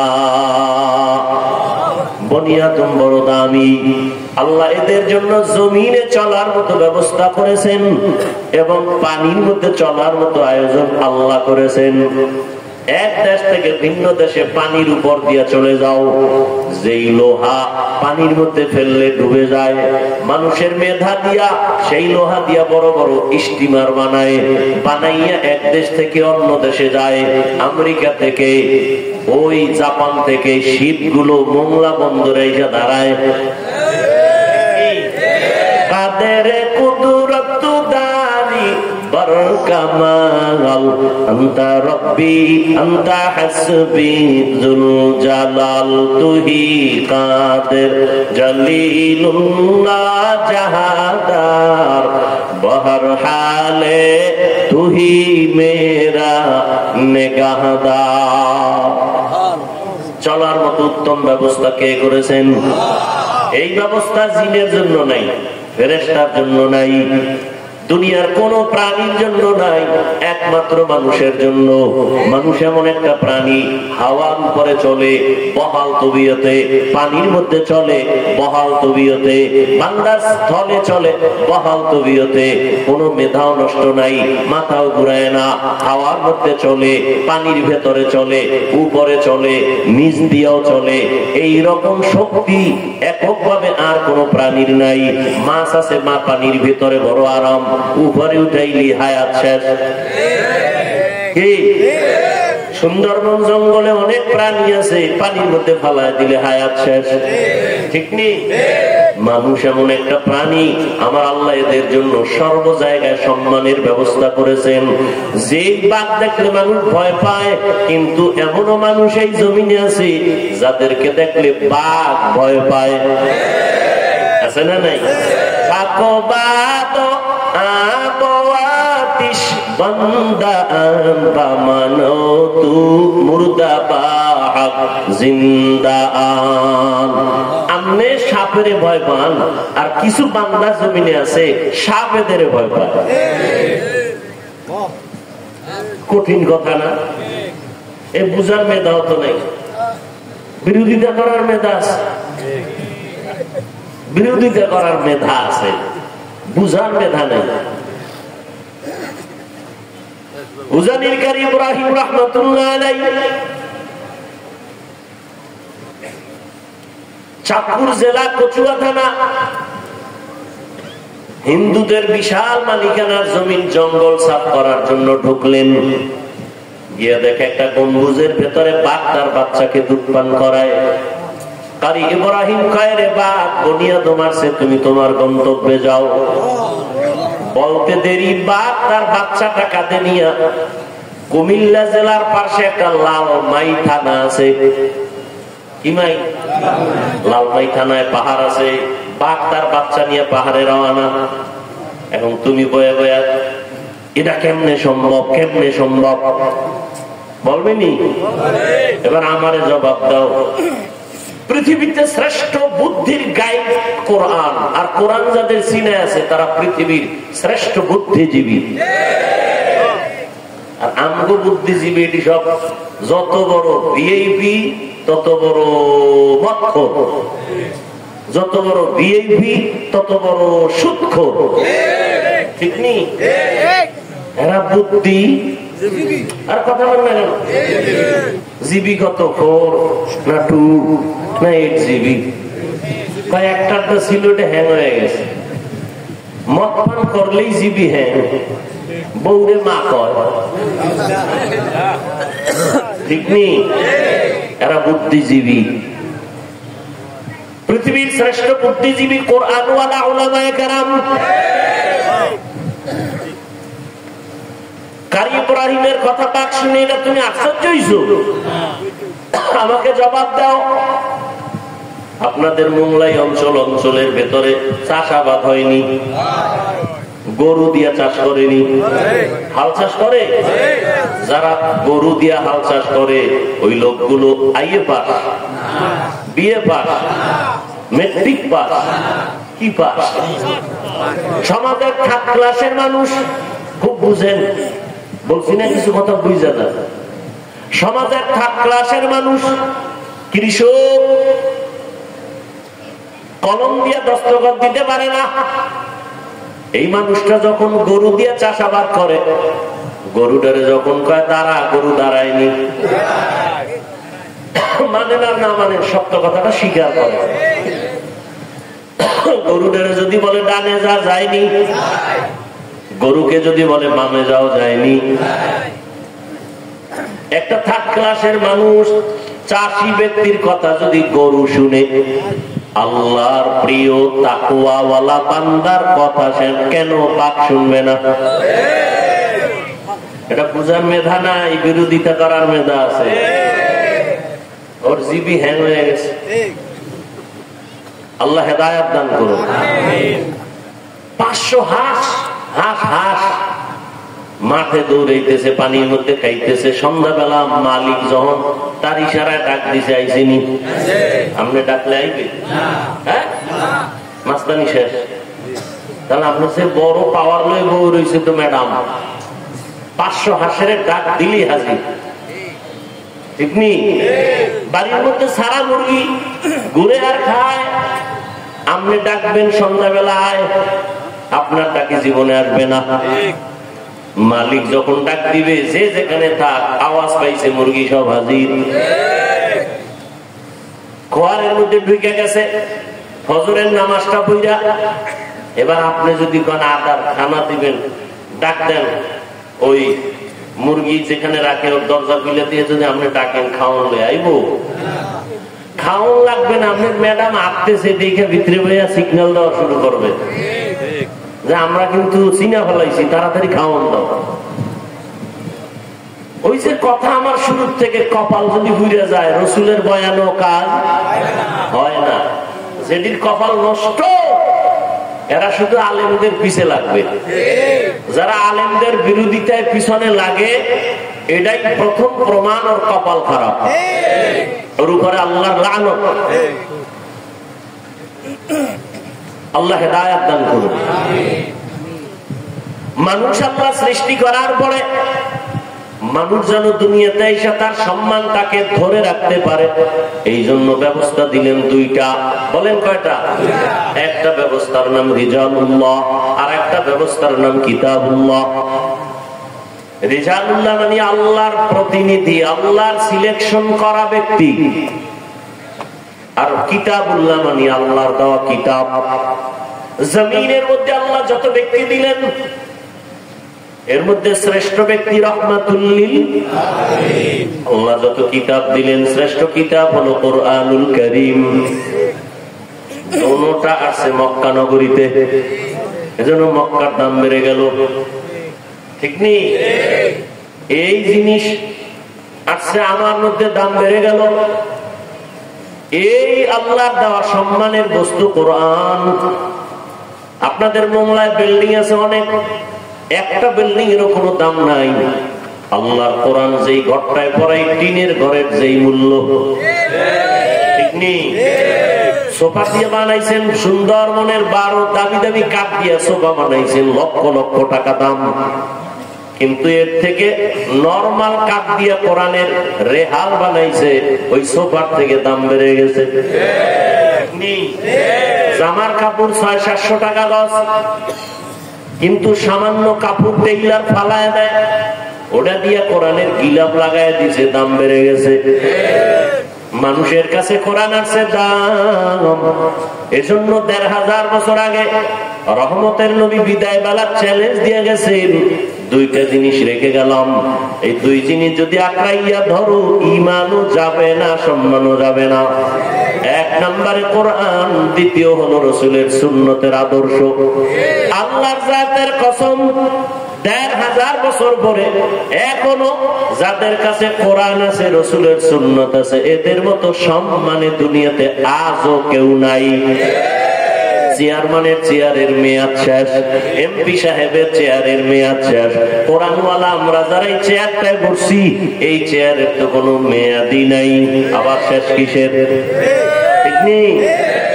এই চেয়ার আল্লাহর দেওয়া সম্মানের, টাকা দিয়েও সম্মান কিনা যায়। এক সম্মান আল্লাহ দেয়, আর একটা মানুষ টাকা দিয়ে কিনে না। ওই সম্মানের ফলাফল কি বলে? প্রথমে ফুলের মালা, ফাইনালে জুতার মালা। আর আমার মাওলা যাকে সম্মান দান করবেন, তারা দুনিয়ায়ও বাদশাহ, পরকালেও তারা বাদশাহ। আল্লাহ দেয়া সম্মান। মানুষ বড় পেরেশান, কাঁদতেছে, কেউ হাসতেছে, কিন্তু উলামায়ে কেরাম এদের কোনো পেরেশানি নাই। আগেও যেমন, এখনো তেমন, ভবিষ্যতেও তেমন। মহামারী করোনা এতটা ভয়ঙ্কর রূপ ধারণ করলো, স্কুল বন্ধ, কলেজ বন্ধ, চাকরি বন্ধ, ব্যবসা বন্ধ, ফ্যাক্টরি বন্ধ, দুনিয়ার সব বন্ধ হয়ে গেল। খবর নিছেননি, কোরআনের একটা মাদ্রাসাও বন্ধ হয় নাই। কোন হুজুর না খায়া মারা গেছে? ওরে টাকাওয়ালা কুলাঙ্গার, বাবারে করোনায় যখন ধইরা ফেলছে, ছেলেরা কাছে যায় না, কুলাঙ্গার তো মাস্ক লাগাইছে, ট্রিপল মাস্ক, মরবে না, বাবার লাশটাও ধরে না করোনা। ওই সময় তাকাইয়া দেখছো আমার দেশের টুপিওয়ালা আলেম শত শত করোনার লাশ কাদের মধ্যে নিয়ে গোসল করাইলেন, কাফন পরাইলেন, জানাজা পড়াইলেন, কবরে দাফন করছেন। শত শত করোনার লাশ উলামায়ে কেরাম টুপিওয়ালারা কবরে দাফন করছেন, একজন হুজুরেও করোনায় মরে নাই। মাস্ক তোমারে বাঁচায়? ওই সময় মাস্ক না পরলেই ভিডা। আর এখন গবেষণা আইছে, ডাক্তার কয় মাস্ক পরলে তোমার বিপদ, কারণ যে অক্সিজেনটা বের হয় দূষিত, ওইটা মাস্কে আটকায় রাখছে, এটা আবার ভিতরে গেলে তুমি অসুস্থ হয়ে যাবা। দেখছেন নি কারবার? আমরা হুজুরেরা পাও ধরে ধরে বয়ান করছি, দুইটা হাত দিয়ে খাইতে বা হুজুর গো কথা কামে লাগে না। মাওলায় কানে ধরে হাত ধোয়াইতেছে, মাস্ক লাগায়, পকেটের মধ্যে মেডিসিন বাইর করে আর হাত ধোয়, বাইর করে আর হাত ধোয়। আমারও কয় হুজুর ধুইবেন নি? তুমি যদি দৈনিক 1000 বার হাত ধো, কোনো সওয়াব নাই। আর আমরা একবার ধুইব সওয়াব, কারণ আমরা আগের থেকেই রাসূলের মহব্বতে সুন্নত আমল করি।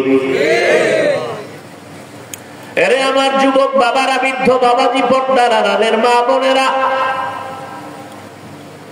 দুই জিনিস আল্লাহ দিলেন সম্মান ধরে রাখার জন্য। এই দুইটার শ্রেষ্ঠ কোরআন আর রহমতের নবী মক্কা নগরীতে আসছেন এমন একটা জায়গা, মক্কা নগরীর মানুষ এত চরিত্রহীন, লম্পট, জমিনে এদের মতো খারাপ মানুষ আর ছিল না। সেই জায়গায় আসছে কোরআন, সেই জায়গায় দিলেন আমার আল্লাহ রহমতের নবী। এই দুইটা জিনিস আসার পরে যখন মক্কার লম্পট চরিত্রহীনেরা তারে ধরলো, এখন মক্কার মানুষ এতটাই দামি, আল্লাহ কয় জিবরাইল লিস্টি দিয়া দিলাম, নাম আছে, রাসূলকে গিয়া বল এই লিস্টির মধ্যে যারা আছে সবাই বিনা হিসাবে জান্নাতি। এই দুই জিনিস ধরার কারণে আল্লাহ পাক রব্বুল আলামিন রহমতের নবীকে পাঠানোর পর 40 বছর পরে রহমতের নবীর উপরে আল্লাহ কোরআন অবতীর্ণ করবেন। এখনো কোরআন আসে নাই। নবী দীর্ঘ 40 বছর পর্যন্ত কালেমার কথা বলেন না, নামাজের কথা বলেন না, রোজার কথা বলেন না, জিকিরের কোনো বয়ান নাই। নবী কি করে? সবার সাথে মিলে ঝুলে চলে। সবাই কিন্তু মূর্তি পূজা করে, মুশরিক, সবাই আল্লাহ বিরোধী, কিন্তু নবী কিছুই বলেন না। সবাই বুকে লাগায়, সবার সাথে মিলজুল করে মহব্বত। মানুষের ভক্তি আর শ্রদ্ধা বেড়ে গেল। আব্দুল্লাহর ছেলেটা কেমন যেন সৎ, কেমন যেন মেজাজ ভালো, কারণ মুহাম্মদ এমন মায়ার নবী আমার জীবনে কোনোদিন কাউকে একটা গালি দেন নাই। 63 বছর হায়াতে রহমতের নবী, হাজারো গালি শুনছেন, গালির কোনো জবাবও দেন নাই। 63 বছর হায়াতে রহমতের নবী কোনোদিন একটা মিথ্যা কথা বলেন নাই। এমনকি দুটো চোখ মোবারক গরম করিয়া কারো দিকে নবী তাকান নাই। কেমন আদর্শের নবী আমার, চোখ গরম করে তাকান নাই। সেই নবীকে দেখলেই দুশ্মন এসে বন্ধু হয়ে যায়, নবীরে দেখলেই মায়া লাগে। রহমতের নবী 40 বছর পরে আল্লাহ যখন কোরআন হাতে দিলেন, আল্লাহ জিবরাইলকে দিয়ে যখন পাঠায় দিলেন, নবীর দাওয়াত শুরু হয়ে গেল। ইয়া আইয়ুহান নাস কুলু লা ইলাহা ইল্লাল্লাহু তুফলিহুন। ও মক্কার মানুষেরা, তোমরা এক আল্লাহর ইবাদত করো, কামিয়াব জান্নাত। নবী দাওয়াত দেয়, দুশমনীও বেড়ে গেছে। কিছুদিন পরে নবী আবার দাওয়াত দিলেন, কুলিদুল্লাহ আবিদুর রহমান, রহমানের ইবাদত করো। খেয়াল করতেছেন নি? আমি কিন্তু আয়াতের ব্যাখ্যায় ঘুরাইয়া সবে আইসা ঢুকছি। কিন্তু রহমানের ইবাদত করো। মুশরিক ইহুদি এর এত বেয়াদব, হুদাও রাসূলের প্রশ্ন করে আটকায়, কিন্তু আল্লাহ যদি বাঁচায় দেয় আটকাবে কে? কিছু সমাজে মানুষ আছে না, হুদাও হুজুরকে প্রশ্ন করে আটকায়। ইমাম সাহেবের সাথে দেখা, মসজিদে যায় না। ইমাম সাহেব, তোমার বাবা মসজিদের কমিটিতে আছে, তুমি মসজিদে আও না কেন? এই সালাকে হুজুরের আটকাইবে কেমন? হুজুর, আপনার কাছে আমার একটা প্রশ্ন, কি মুসা নবীর মায়ের নাম কি? রাস্তায় খাড়াই একটা মাইরে দিছে, হুজুর খাই তো আমার দেখে কইতে হইব, কাল কমু, এই জন্যই তো মসজিদে যাই না। আপনাদের মধ্যে কিচ্ছু নাই, জ্ঞান নাই, এলেম নাই, কি জন্য আপনাকে রাখছে আল্লাহ জানে। পরের বাড়ি খাইয়া সব শেষ করছে। পরের বাড়ি খায় না কোন চোরায়? বাংলাদেশে একটা লোক দেখাও যে পরেরটা খায় না।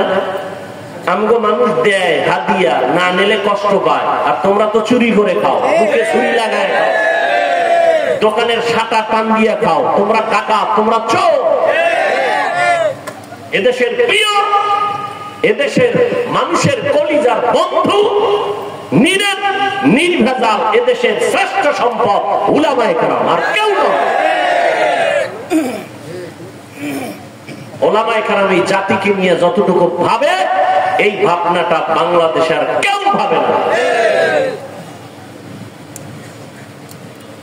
বলবে হ্যাঁ ভাবে, হ্যাঁ আমি বলি ভাবে। কিভাবে? তোমারে যদি 5 টাকা দেয়, তোমার থেকে 5000 নেওয়ার ধান্দায় থাকে। সবাই ভাবে তার চেয়ার ক্ষমতা, ঠিক নেই? ওলামায়ে কেরাম নিজের চেয়ার নিয়ে ভাবে না। ইমামতি থাক আর যাক, টেনশন নাই। ওয়াজে দাওয়াত দাও না দাও, টেনশন নাই। সবাই উম্মতের নিয়ে ভাবে। এই জন্যই তো ওলামায়ে কেরাম যখন বৈষম্য বিরোধীতে না নামে, তখন সফলতা আসে নাই।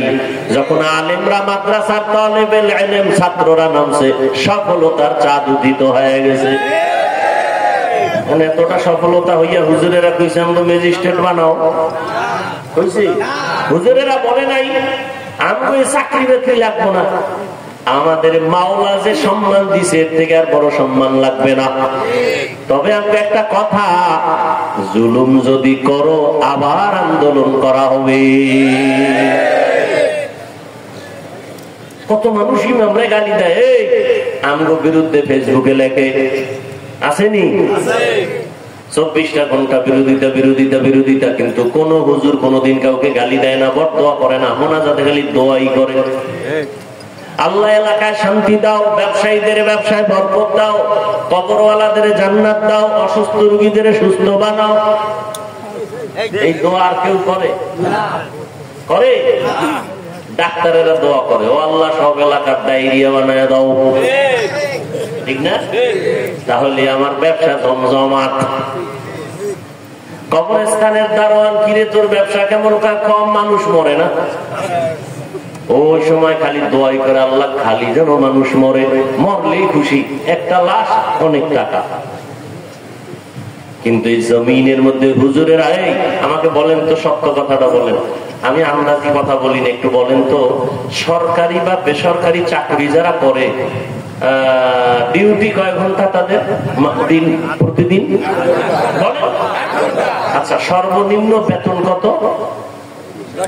একটা ধারণা দিয়ে কত? 15 বা 20,000 ধরি, কত? 10-12?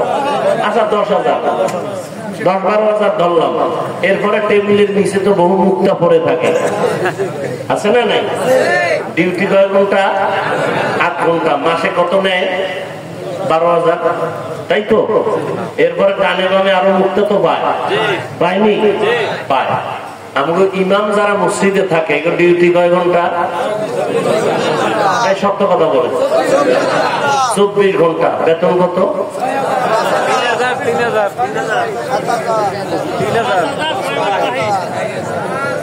3,000 টাকা। মুখ খুললে আমার এই দেশটা থাকতে বলছেন, এর থেকে জুলুম আর কি হইতে পারে এই জমিন? 8 ঘন্টা ডিউটি করে 10-12,000 টাকা নেয়, এরপরে টেবিলের তলে কত মুক্তা, সুইচ ব্যাগ লাগে মুক্তা রাখতে, আর রিমান্ডের মতো রাখে ইমামরে, রিমান্ডে। জহুরের নামাজে নাই, রিক্সাওয়ালা কয় হুজুর গেছিলেন কই? হুজুরটা কে তুমি? আমি রিক্সা চালাই। তোমার তো পাওয়া, তার মাসে 5 টাকা বেতন দেই। আপনারা হাসেন, এটা কোন ইনসাফ? 24 ঘন্টা রিমান্ডে রাখা হয়। ইমাম সাহেব মেয়ে ছেলের চিন্তা করে না, ঘরের চিন্তা করে না, বউয়ের চিন্তা করে না, 5-7 হাজার টাকার জন্য 24 ঘন্টা আপনার পেছনে সময় দেয়, একটা গালি দেয় না, বেতনের জন্য আন্দোলন করে না। কোন ইমাম সাহেব কি জুমায় বইয়ে বলছে, এই আগামী 1 তারিখের মধ্যে 13,000 বাড়াবি, নাইলে আসর থেকে সূরা ঘুরাই দেন? হইছে? এরপরও যারা আলেমগো বিরুদ্ধে লেখে, কঠিন গালি দিতাম, উত্তর দিলাম না, হালকা ভাবে কই, ওরা মা বাবার অভিশপ্ত সন্তান, ওদের উপরে আল্লাহর গজব। যারা ওলামায়ে কেরামের বিরুদ্ধে লেখে, আল্লাহ ওদের উপরে যে বেজার, এটাই তার প্রথম প্রমাণ। ওর মরণ হবে অকাল মরণ। এই যত ঝামেলা বাংলাদেশে দেখো, শুধু আলেমদের সাথে বেয়াদবি করার কারণে। আল্লাহ হেদায়েত দান করুন। আর একটু সামনে আগাবো।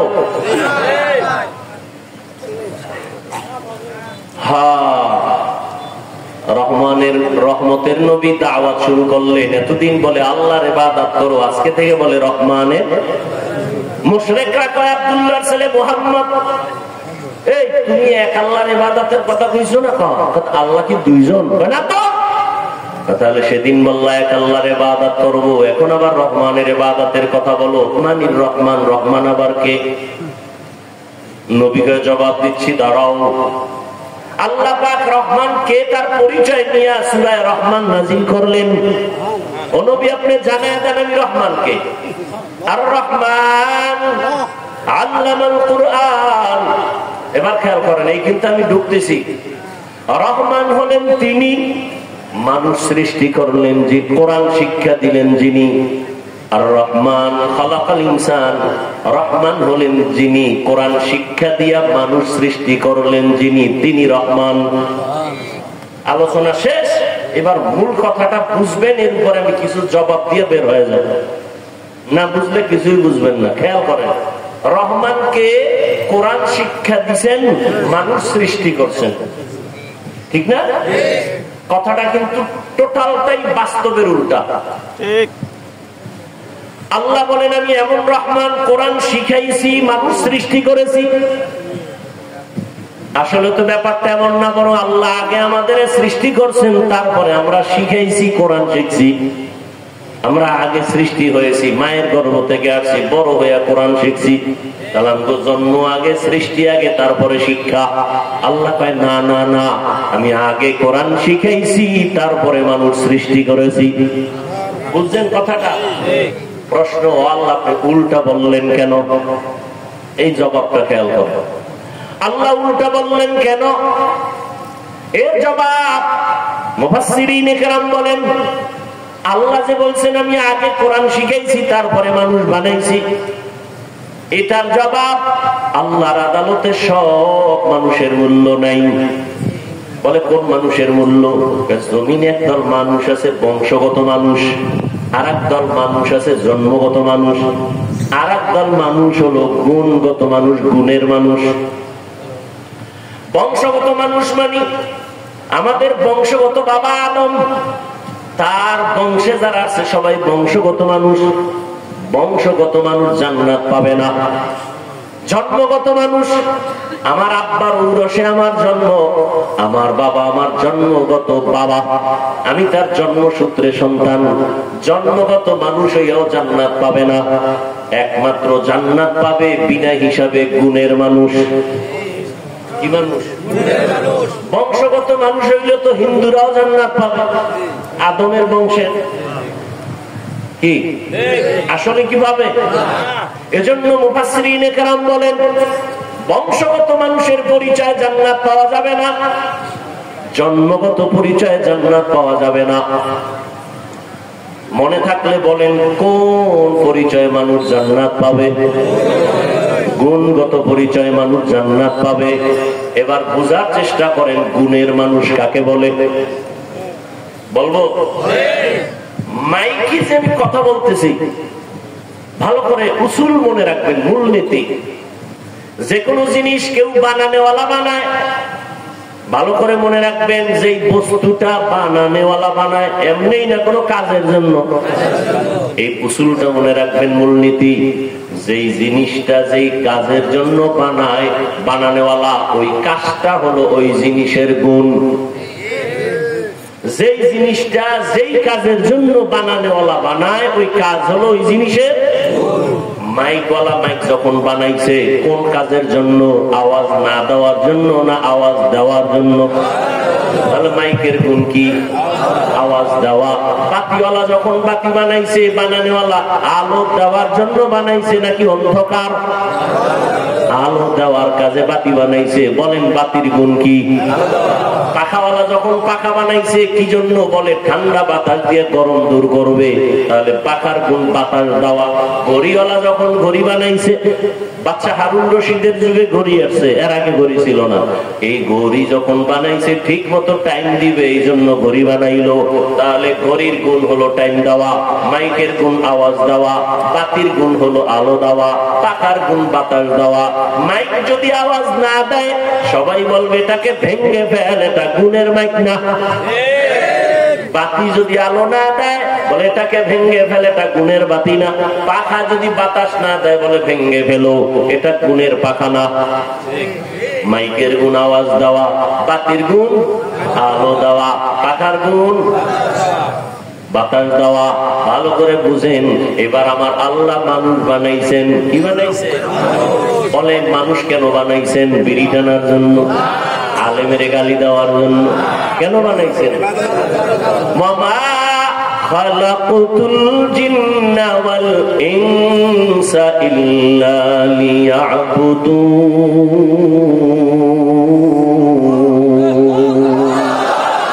মা খালাকুতুল জিন্না ওয়াল ইনসি বাখা জুজ ইবাদত নিসে মাকসুদ আজ্জাহা। মানুষ বানাইছে আল্লাহ কি জন্য? ইবাদতের জন্য। ইবাদত মানে কি? সারা রাত তাসবিহ টানা, সারাদিন রোজা রাখা না। জীবনে মানুষ যা করবে সব ইবাদত। খানা খাবেন ইবাদত, ঘুমাবেন ইবাদত, নামাজ পড়বেন ইবাদত, নামাজ পড়বেন না এটাও ইবাদত। বুঝেননি? জীবনভর নামাজের বয়ান শুনলাম, আমার আগের হুজুরও তো নামাজের গুরুত্বের কথা বললেন, শুনছি নামাজ পড়া ইবাদত, নামাজ না পড়াও ইবাদত। এটা আবার কেমন কথা? যদি এটা কথাই হয় তো এই বয়ানি অঙ্গ লাগে। আমরা নামাজ না হইলে ইবাদতে আছি, এর থেকে আর শান্তি কি? এই জন্য বহু বন্ড পীরেরা কয় নামাজের মতো নামাজ একবার পড়লেই হয়। একবার করে জীবনে পড়েই না। ভালো করে মনে রাখবেন, রোজা রাখা ইবাদত, রোজা না রাখাও ইবাদত। আন্দাজি খেলি ঠিক, যদি কি জন্য ঠিক করলেন আব্বাও জানে না, আমিও জানি না, তাল মিলেই না। বাঙালি তো বড় চালাক, ভাই আপনার দাওয়াত আলহামদুলিল্লাহ, আপনার বাড়ি নওজুবিল্লাহ। সব ইবাদত, হাসি দিবেন ইবাদত, কান্না করবেন ইবাদত, ঘুমাবেন ইবাদত, সব ইবাদত। জীবনে যা করবেন, ব্যবসা চাকরি যা করবেন সব ইবাদত। মন গড়া না, দুইটা শর্তের বিনিময় হতে হবে। এক নাম্বার শর্ত রেজা বিল কাজা, দ্বিতীয় শর্ত হলো তরিকায়ে রাসূল। আমি যা করব, যা বলবো সব হবে আমার আল্লাহর সন্তুষ্টির জন্য, মদিনা ওয়ালার তরিকা। কার তরিকা? রহমতের নবীর আদর্শ ছাড়া নামাজ পড়বা হবে না, নবীর তরিকা বাদ দিয়ে যাকাত দেবা হবে না, নবীর তরিকা বাদ দিয়ে বিয়া শাদী করবা হবে না, নবীর তরিকা ঠিক রেখে ব্যবসা করবা সওয়াব, নবীর তরিকা ঠিক রেখে ঘুম যাবা সওয়াব, নবীর তরিকা ঠিক রেখে বাথরুমে যাও ইবাদত, নবীর তরিকা মাইনা নামাজ পড়ো ইবাদত। আবার নবীর তরিকা মাইনা সূর্য যখন ডুবে তখন নামাজ না পড়া ইবাদত। নবীর তরিকা রমজানে রোজা রাখবা ইবাদত, নবীর তরিকা মাইনা ঈদের দিন রোজা না রাখা ইবাদত। একজনে 30 দিন রোজা রেখে আবেগ বাইরে গেছে, কয়েছে ঈদের দিনও রাখি হবে? রসুলের আদর্শ ছাড়া কোন আমল আল্লাহর কাছে গ্রহণযোগ্য হবে? তুকু যাও সুন্নতে আহমদ কুজা পা মুহাম্মদ কায়বুত নিসবত রা কারে শয়তা মি কুনি নামতুলি গরওলি ইলাস্তু লানাত বরওলি। তাহলে মানুষের গুণ কি? 5 মিনিটে শেষ। মানুষের গুণ কি? এখন ইবাদত যে করবেন মন গড়া, কার তরিকা বলেন? এখন রসুলের তরিকা আছে কোরআন হাদিসে, আপনি তো কোরআনও পড়তে পারেন না, আরবি হাদিসও পড়তে পারেন না। এখন আপনার উচিত কি? কোরআন হাদিস পড়নেওয়ালা, পড়ানেওয়ালা উলামায়ে কেরামের কাছে যাও, উলামায়ে কেরামের কাছে যাইয়া কোরআন শিখা ইবাদতের নিয়ম যাই না ইবাদত করো, তোই তুমি গুণের মানুষ। আর গুণের মানুষ যদি হয়ে যাও, বিনা হিসাবে আল্লাহ জান্নাত দিয়ে দিবেন। তার ফলাফল কি বাই রইল? মানুষের গুণ ইবাদত। ইবাদত বুঝতে হলে, জানতে হলে লাগবে কোরআন। কোরআন পারি না বুঝার জন্য লাগবে উলামায়ে কেরাম। অতএব উলামায়ে কেরামের মাধ্যমে কোরআন শিখিয়া ইবাদত করো, তুমি গুণের মানুষ। গুণের মানুষ বিনা হিসাবে জান্নাতি। আল্লাহ এই দিকে নজর করে বলেন, আমি আগে মানুষ বানাই নাই, আগে কোরআন শিখাইছি, তারপরে মানুষ বানাইছি। অর্থাৎ যারা কোরআন হাদিস শিখিয়া ইবাদত করবে তারা গুণের মানুষ, তারাই তো জান্নাতে যাবে। অতএব গুণের মানুষ হওয়ার জন্য আগে লাগবে কোরআন। কোরআন বুঝতে হলে লাগবে আলেম, ঠিক নেই? তাহলে এক কথা, গুণের মানুষ জান্নাত পাবে, গুণের মানুষ হওয়ার জন্য লাগবে ইবাদত, ইবাদত জানার জন্য লাগবে উলামায়ে কেরাম, উলামায়ে কেরাম তৈরি হওয়ার ফ্যাক্টরি মাদ্রাসা। এক কথায় মাদ্রাসা কি? গুণের মানুষ তৈরি হওয়ার ফ্যাক্টরি। মাদ্রাসায় গুণের মানুষ বানায়। মাদ্রাসার কোন ছাত্র বিড়ি টানে, গাঁজা খায়, মদ পান করে, বরং সবাই দেখলে আগে সালাম দেয়, মুরব্বি দেখলে সালাম দেয়, জুতা সোজা করে দেয়। কথা ঠিক নেই? রে আল্লাহর বান্দা, এখন মাদ্রাসাই যে হবে তা না, মাদ্রাসা ছাড়াও এক কথা ইবাদত শিখতে হবে উলামায়ে কেরামের সংস্পর্শে থাইকা। এখন তুমি স্কুলে পড়ো, কলেজে পড়ো, চাকরি করো, ব্যবসা করো, আলেমের সাথে সম্পর্ক রাইখা যদি তুমি গুণ অর্জন করো ইবাদতের, তুমিও গুণের মানুষ। ডাক্তার হইয়াও তুমি গুণের মানুষ, স্কুলে পড়িয়াও তুমি গুণের মানুষ। গুণের মানুষ হইলে জান্নাতি। ও আমার যুবক বাবারা, স্কুলে পড়ে, কলেজে পড়ে, জেনারেল লাইনের বহু আল্লাহর বান্দা গুণের মানুষ নাই? 5 ওয়াক্ত নামাজি নাই? ঢাকা কলেজে গিয়া দেখো, ঢাকা কলেজের ছেলে মাথায় পাগড়ি, টুপি, বড় দাড়ি, বড় জামা, মনে হয় মসজিদের কোন খতিব, অথচ আরবিও পড়তে পারে না। কি ব্যাপার, এমন কেন? বলে উলামায়ে কেরামের নেক নজর। ও আমার যুবক বাবারা, আমি যে এতক্ষণ কষ্ট করে করে কথা বলতেছি, একবারও বলি নাই তোমরা সব হুজুর হয়ে যাও, একবারও বলি নাই আমি পাঁচকল্লিওয়ালা তুমিও পাঁচকল্লি লাগাও, আমি কওমি মাদ্রাসার সন্তান, একবারও বলি নাই তুমি কওমি মাদ্রাসায় যাও, আমি তাবলীগের লাইনের সন্তান, পীর সাহেবদের মুরিদ, একবারও বলি নাই তুমি তাবলীগে যাও, পীরের কাছে যাও, না হয় জান্নাত পাইবা না। আমি এটাও বলি নাই। বাবা কি বলতে চাইবার শেষ কথা শোনার চেষ্টা করো। ও যুবক বাবারা, স্কুলে পড়ো, কলেজে পড়ো, চাকরি করো, ব্যবসা করো, কোনো বাধা নাই। আমি তোমাকে একবারও বলবো না হুজুর হও, কারণ হুজুর হইও না আমি বলবো, তোমার হুজুর হওয়ার দরকার নাই। আমার দেশে এই পরিমাণ হুজুরের আর অভাব নাই। আমার দেশে অভাব, আদর্শ ডাক্তার নাই, আদর্শবান ইঞ্জিনিয়ার নাই, আদর্শবান এমপি নাই, আদর্শবান চেয়ারম্যান নাই, আদর্শবান এসপি নাই, আদর্শবান ডিসি নাই, আদর্শবান কলামিস্ট নাই, আদর্শবান সাংবাদিক নাই। তুমি স্কুল কলেজে লেখাপড়া কইরা আদর্শবান ডাক্তার হও, আদর্শবান ইঞ্জিনিয়ার হও, আদর্শবান ডিসিএসপি হও, আদর্শবান মানুষ হও, তবে দাবি আমার একটা, বেয়াদব হইও না। খবরদার, বলবা হাফিজ ভাই বেয়াদব হব না, তার ব্যাখ্যা কি?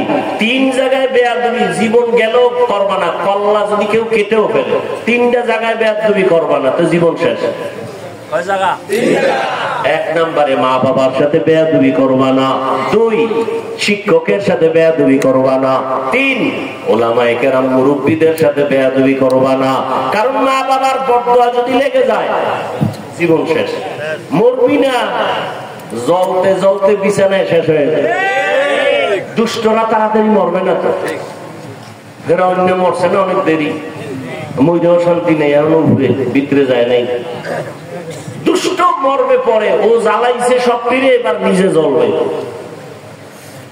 ভালো করে মনে রাখো যুবক বাবারা, শিক্ষকের বদদোয়া যদি লেগে যায় কপাল পড়ে যাবে। আলেম ওলামার কষ্ট বদদোয়া যদি লেগে যায় তোমার জীবন নষ্ট। তবে এই কথাও মনে রাখো, কোন মা বাবা জীবনে সন্তানের জন্য বদদোয়া করে না, কোন শিক্ষক ছাত্রের জন্য বদদোয়া করে না, কোন আলেম উম্মতের জন্য বদদোয়া করে না।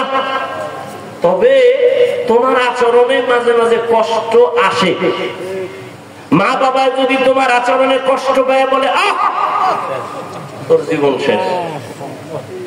শিক্ষক যদি তোর আচরণে কষ্ট পায়, একটা নিঃশ্বাস ছাড়ে, তোর কপাল শেষ।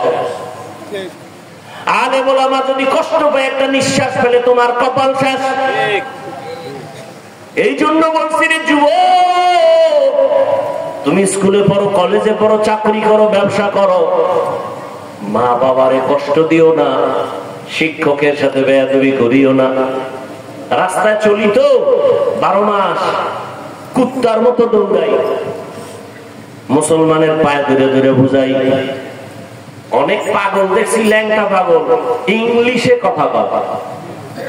যুবকরা দেখছো পাগল ইংরেজি শিখছে? ভালো একটা ছাত্র ছিল, বেয়াদবি করার কারণে পাগল হয়ে গেছে। মাঝে মাঝে বহু পাগল দেখে আরবিতে কথা বল। মাদ্রাসার ভালো ছাত্র ছিল, বেয়াদবি করার কারণে রাস্তার পাগল হয়ে গেছে। পাগলিতে কি লাগে, ব্রেনের একটা তার ছিঁড়ে গেলে তো শেষ শেষ। এই জন্য বেয়াদবি করা যাবে না। মা বাবার দোয়া ছাড়া জীবন সফল হবে না রে বাবা, আল্লাহর কসম। আমি হাফিজুর রহমানের চেয়ারে বৈশা বয়ান করি, আমার মা বাবার চোখের পানি আর দোয়া ছাড়া সম্ভব না। তবে আমার মা বাবা দোয়া করছেন, কান্না করছেন, তবে আমারে আব্বা আম্মা বয়ান শিখায় নাই। আমি যে দস্তখত দিই আমার আব্বা আম্মা শিখায় নাই। আমারে বয়ান হাতে ধরে ধরে শিখাইছেন আমার শিক্ষক, ঠিক নেই? ওই শিক্ষকের অবদান আছে না নাই? লিকুল্লি শাইইন যিনাতুন ফিল ওয়ারা ওয়া যিনাতুল মারই তামামুল আদাবি আজ খোদা ফাহিমে তৌফিক আদব বেআদব মাহরুম গশত আজ ফজলে রা।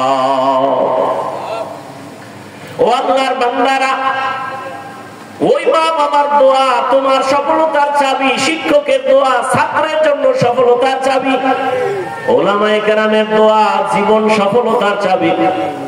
আজকে তোমার মধ্যে মুসলমানিত্ব বলতেই নাই। এখানে যত মানুষ আপনারা আছেন সবাই তো মুসলমান, ঠিক না? আপনাদের আল্লাহ আমার আল্লাহ দুই, সবাই বলেন। কি ঘুম আসতেছে? ঘুম আসতেছে? আপনার আমার আল্লাহ, নবী, কোরআন, কাবা, ধর্ম, কালেমা, দুনিয়াতে আসি সিস্টেম না? আপনারা লুঙ্গি পরে আছেন, বিদায় বেলা কাফনের সংখ্যা। আমারও 3 কাফন, আপনাদেরও 3 কাফন, মা বোনদের 5টা কাফন হবে, কালার হবে আলাদা। কি হুজুর গো, কালার আলাদা। কে হুজুর কে হুজুর না, কে শিক্ষিত কে অশিক্ষিত, কে ধনী কে গরিব, সবার বেলায় কাফনের কালার কি? কি কালার? কালার লইয়াও কিলাকিলি করে জাতি। কালো কেন, সাদা না কেন, সবুজ না কেন, কালার লইয়াও কিলাকিলি। সবার কাফনের কালার এক, কবরের সাইজ, কবরের সাইজ। এই এলাকার কবর 1 বিঘা বড় হবে, কবরের আকার পরে প্রশ্ন কয়টা? সবার বেলায় রবের পরিচয় দাও, ধর্মের পরিচয় দাও, রাহমাতুল লিল আলামিনের পরিচয় দাও।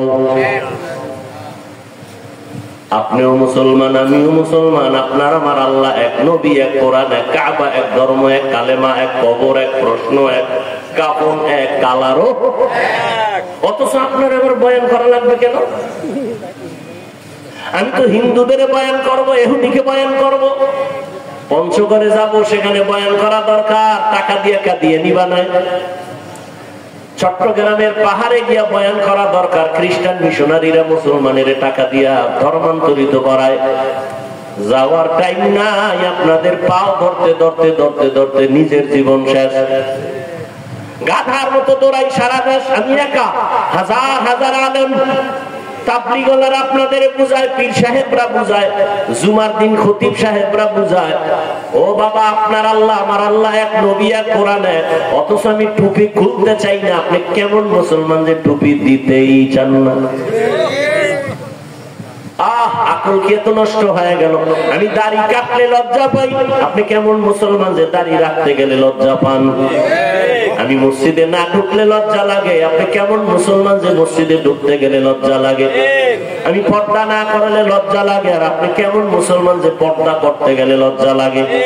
আজকে পর্দার বয়ান করলে বিরোধিতা করবে বিধর্মীরা, কিন্তু মুসলমান তারা একা, হুজুর এই বয়ান দরকার নাই। ইসলাম কি হিন্দুরা ধ্বংস করছে? বাংলাদেশে কোন হিন্দু ইসলামের বিরুদ্ধে কইছে মাদ্রাসায় আগুন লাগাও? মুনাফিক মুসলমানরাই যথেষ্ট। ইমাম সাহেব বয়ান করছে কোরআন হাদিস দিয়া, আর এক দল মুসলমান বিরুদ্ধে নেমে যায়। ইমামের পিছনে নামাজ পড়ে চায়ের দোকানে যায়, আবার ইমামের বিরোধিতা করে, ঠিক নেই? আল্লাহর আইন আল্লাহ। ফিলিস্তিনের জমিনে কেন মার খায়? ওরে মুসলমান তো হইতে পারি না রে বাবা। আল্লাহর আইন, মানুষ যদি আল্লাহর গোলামি বাদ দিয়া মানুষের গোলামি করে, তখন আল্লাহ পাকের আইন হলো বেঈমানের হাতে পাওয়ার দিয়ে বলবে মুসলমানের বিডা। মানুষ চিন্তা করেন তো, আমরা বাংলাদেশিরা কতটুকু আল্লাহর গোলামি করি? দোকানওয়ালা লোন উঠাইয়া দোকানদারি করে, সুদ ছাড়া ব্যবসা চলে না। অথচ আল্লাহর বড় দুশমন দুই দল। আল্লাহর দুশমন কেমন দুশমন? আল্লাহ নিজে বলে আমি আল্লাহ নিজে তোর সাথে যুদ্ধ করব। এবার বুঝেন যে আল্লাহ কতটা রাগ তাদের সাথে। কয় দল? দুই দল। একদল সুদখোর আর একদল ওলিয়া উলিয়ার দুশমন। সুদের কথা আছে কোরআনে, ওলিয়া উলিয়ার কথা আছে বুখারী শরীফে। এই জন্য আমি সারা বাংলাদেশে ঘুরে ঘুরে বলি আল্লাহর কসম, যারা বলে আমরা পীর আউলিয়া মানি না, আমি বলি ওরা কোরআন মানে না, বুখারী মানে না, ওরা ভণ্ড। ওদের যারা ভণ্ড বলে না তারাও ভণ্ড। এরা আল্লাহর কঠিন দুশমন। আল্লাহর যুদ্ধ নিজে করবেন তাদের সাথে। একদল যারা ওলিয়া উলিয়া মানে না, বলার আমার সময় নাই, ওলিয়া উলিয়ার কথা আছে বুখারীতে। আর একদল সুদের সাথে যারা জড়িত, এদের কথা আছে কোরআনে সূরা বাকারায়। এরে আল্লাহর বান্দারা, বেঈমানের গোলামিতে আমরা পূর্ণ। কাদিয়ানীর বিরুদ্ধে কত আন্দোলনী আলেমুল্লাহ আমরা সবাই করি, অথচ ঘরে ঘরে কাদিয়ানীর পণ্য। ঠিক নেই? ইসরায়েলের বিরুদ্ধে এত স্লোগান, দোকানে দোকানে ইসরায়েলের পণ্য নাই। আহা, কেমনে বয়ান করব, কেমনে বুঝাবো, বুঝি না রে বাবা। তারপরে আমাদের চেষ্টা তো কমানো যাবে না। দোয়া একটা চেষ্টা, পারলে ওখানে যাব। সারা দুনিয়ার মুসলমানের বিপদের সামনে দাঁড়ানো। ভারতের খবর জানো? ফেসবুকের মুরিদেরা ভারতের ভিতরে মসজিদের উপরে হামলা চলতেছে, মুসলমানকে মারতেছে। বাংলাদেশে তাইকে মনে কইরো না আরামে আছো, তোমাকে একটা টোকা দিলেও কাউকে খুঁজা পাওয়া যাবে না। এত বেশি পরিমাণ ছিল ভারতে মাদ্রাসা, আলেম ওলামা। ব্রিটিশ বেঈমানেরা সব সাইজ করে ফেলেছে। কই ভারতের হালাত? 800 বছরের স্পেন শহর মুসলমানরা লাগাতার শাসন করেছে। সেই স্পেনের হালাত এমন যাচ্ছে আজান নাই। কি ভাবতেছ রে বাবা? ইহুদি বেঈমানরা পাগল। রাসূল তো বলে গেছেন 1000 বছর আগে হিন্দুস্তানের সাথে গজওয়ায়ে হিন্দ হবে, যুদ্ধ হবে, মহাবিশ্ব যুদ্ধ। আমার কেমন যেন মন বলতেছে এই আক্রমণ যত বাড়তেছে মুসলমানের উপরে, ইসলামের বিজয়ের স্বপ্ন আসতেছে। রেডি হয়ে যাও, কাপড়ের কাপড় হাতে নিয়ে রেডি হও। জীবন তো একবার দিব, তবে আমার মাওলাকে না নিয়ে কবরে যাব না। यहूद नसारा से परेशान नहीं मुमीन, हर वक्त गुजरते मुकाबला में फिलिस्तीन। यहूद नसारा से परेशान नहीं मुमीन, हर वक्त गुजरते मुकाबला में फिलिस्तीन।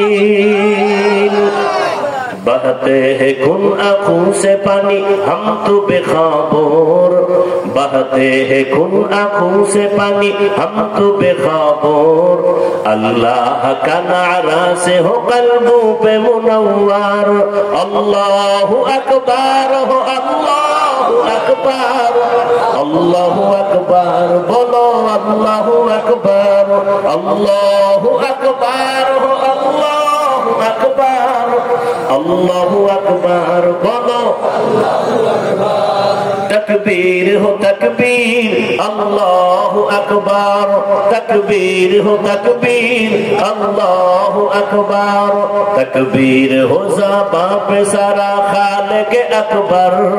अल्लाह का नारा से हो कल्बों पे मुनव्वर, अल्लाहु अकबर हो, अल्लाहु अकबर, अल्लाहु अकबर बोलो, अल्लाहु अकबर, अल्लाहु अकबर हो, अल्लाहु अकबर, अल्लाहु अकबर बोलो।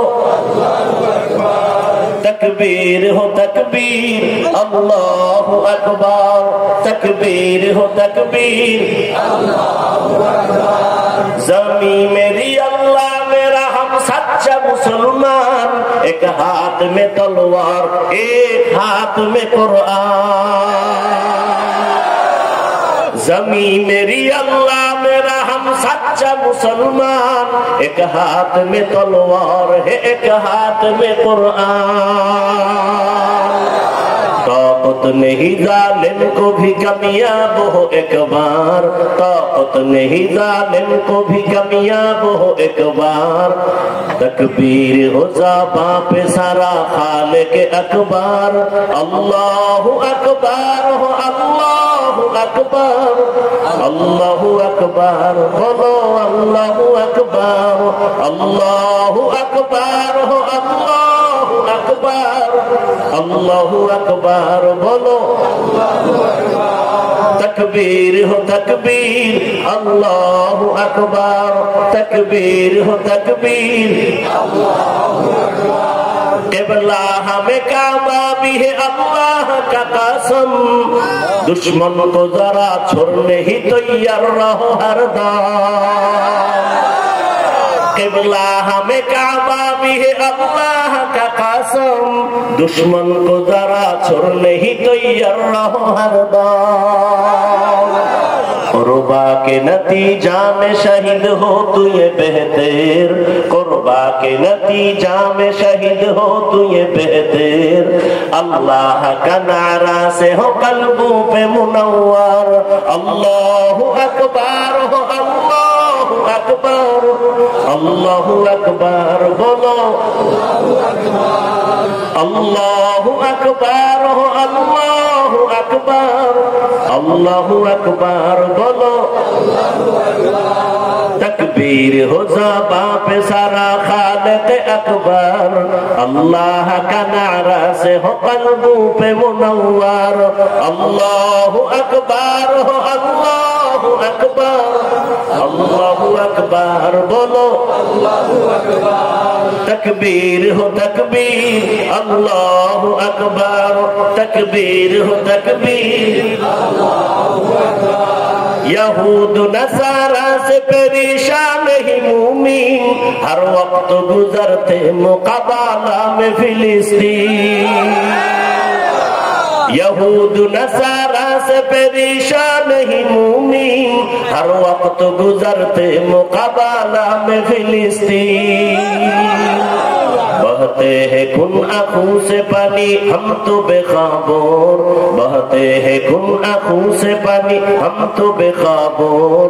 अल्लाहु अकबर हो अल्लाहु अकबर, अल्लाहु अकबर बोलो अल्लाहु अकबर, अल्लाहु अकबर बोलो। तकबीर हो तकबीर, अल्लाहु अकबर, तकबीर हो तकबीर।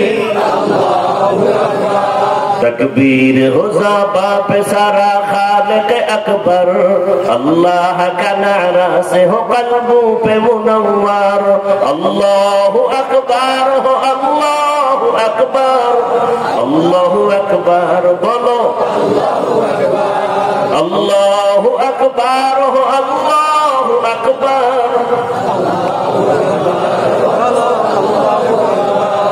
जमी मेरी अल्लाह मेरा हम सच्चा मुसलमान, एक हाथ में तलवार एक हाथ में कुरान। जमी मेरी अल्लाह मेरा हम सच्चा मुसलमान, एक हाथ में तलवार है एक हाथ में कुरान। ताकत नहीं जालिम को भी कामयाब हो एक बार, ताकत नहीं जालिम को भी कामयाब हो एक बार।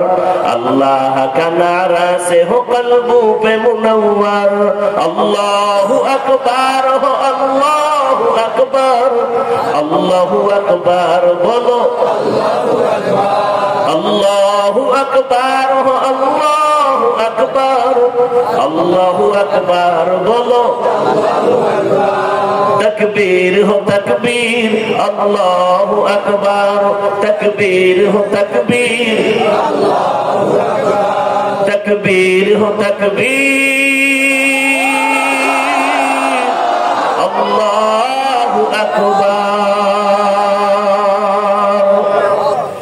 एरे नबीर उम्मत, মুসলমানের ঈমানের হালাত এতটাই যে দুর্বল, সারা দিন রাত্র বয়ান করার পরও কেন ফলাফল এত শূন্য?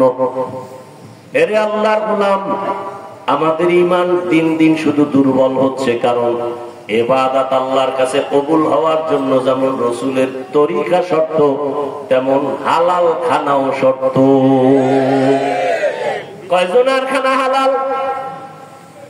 এরে যুবক,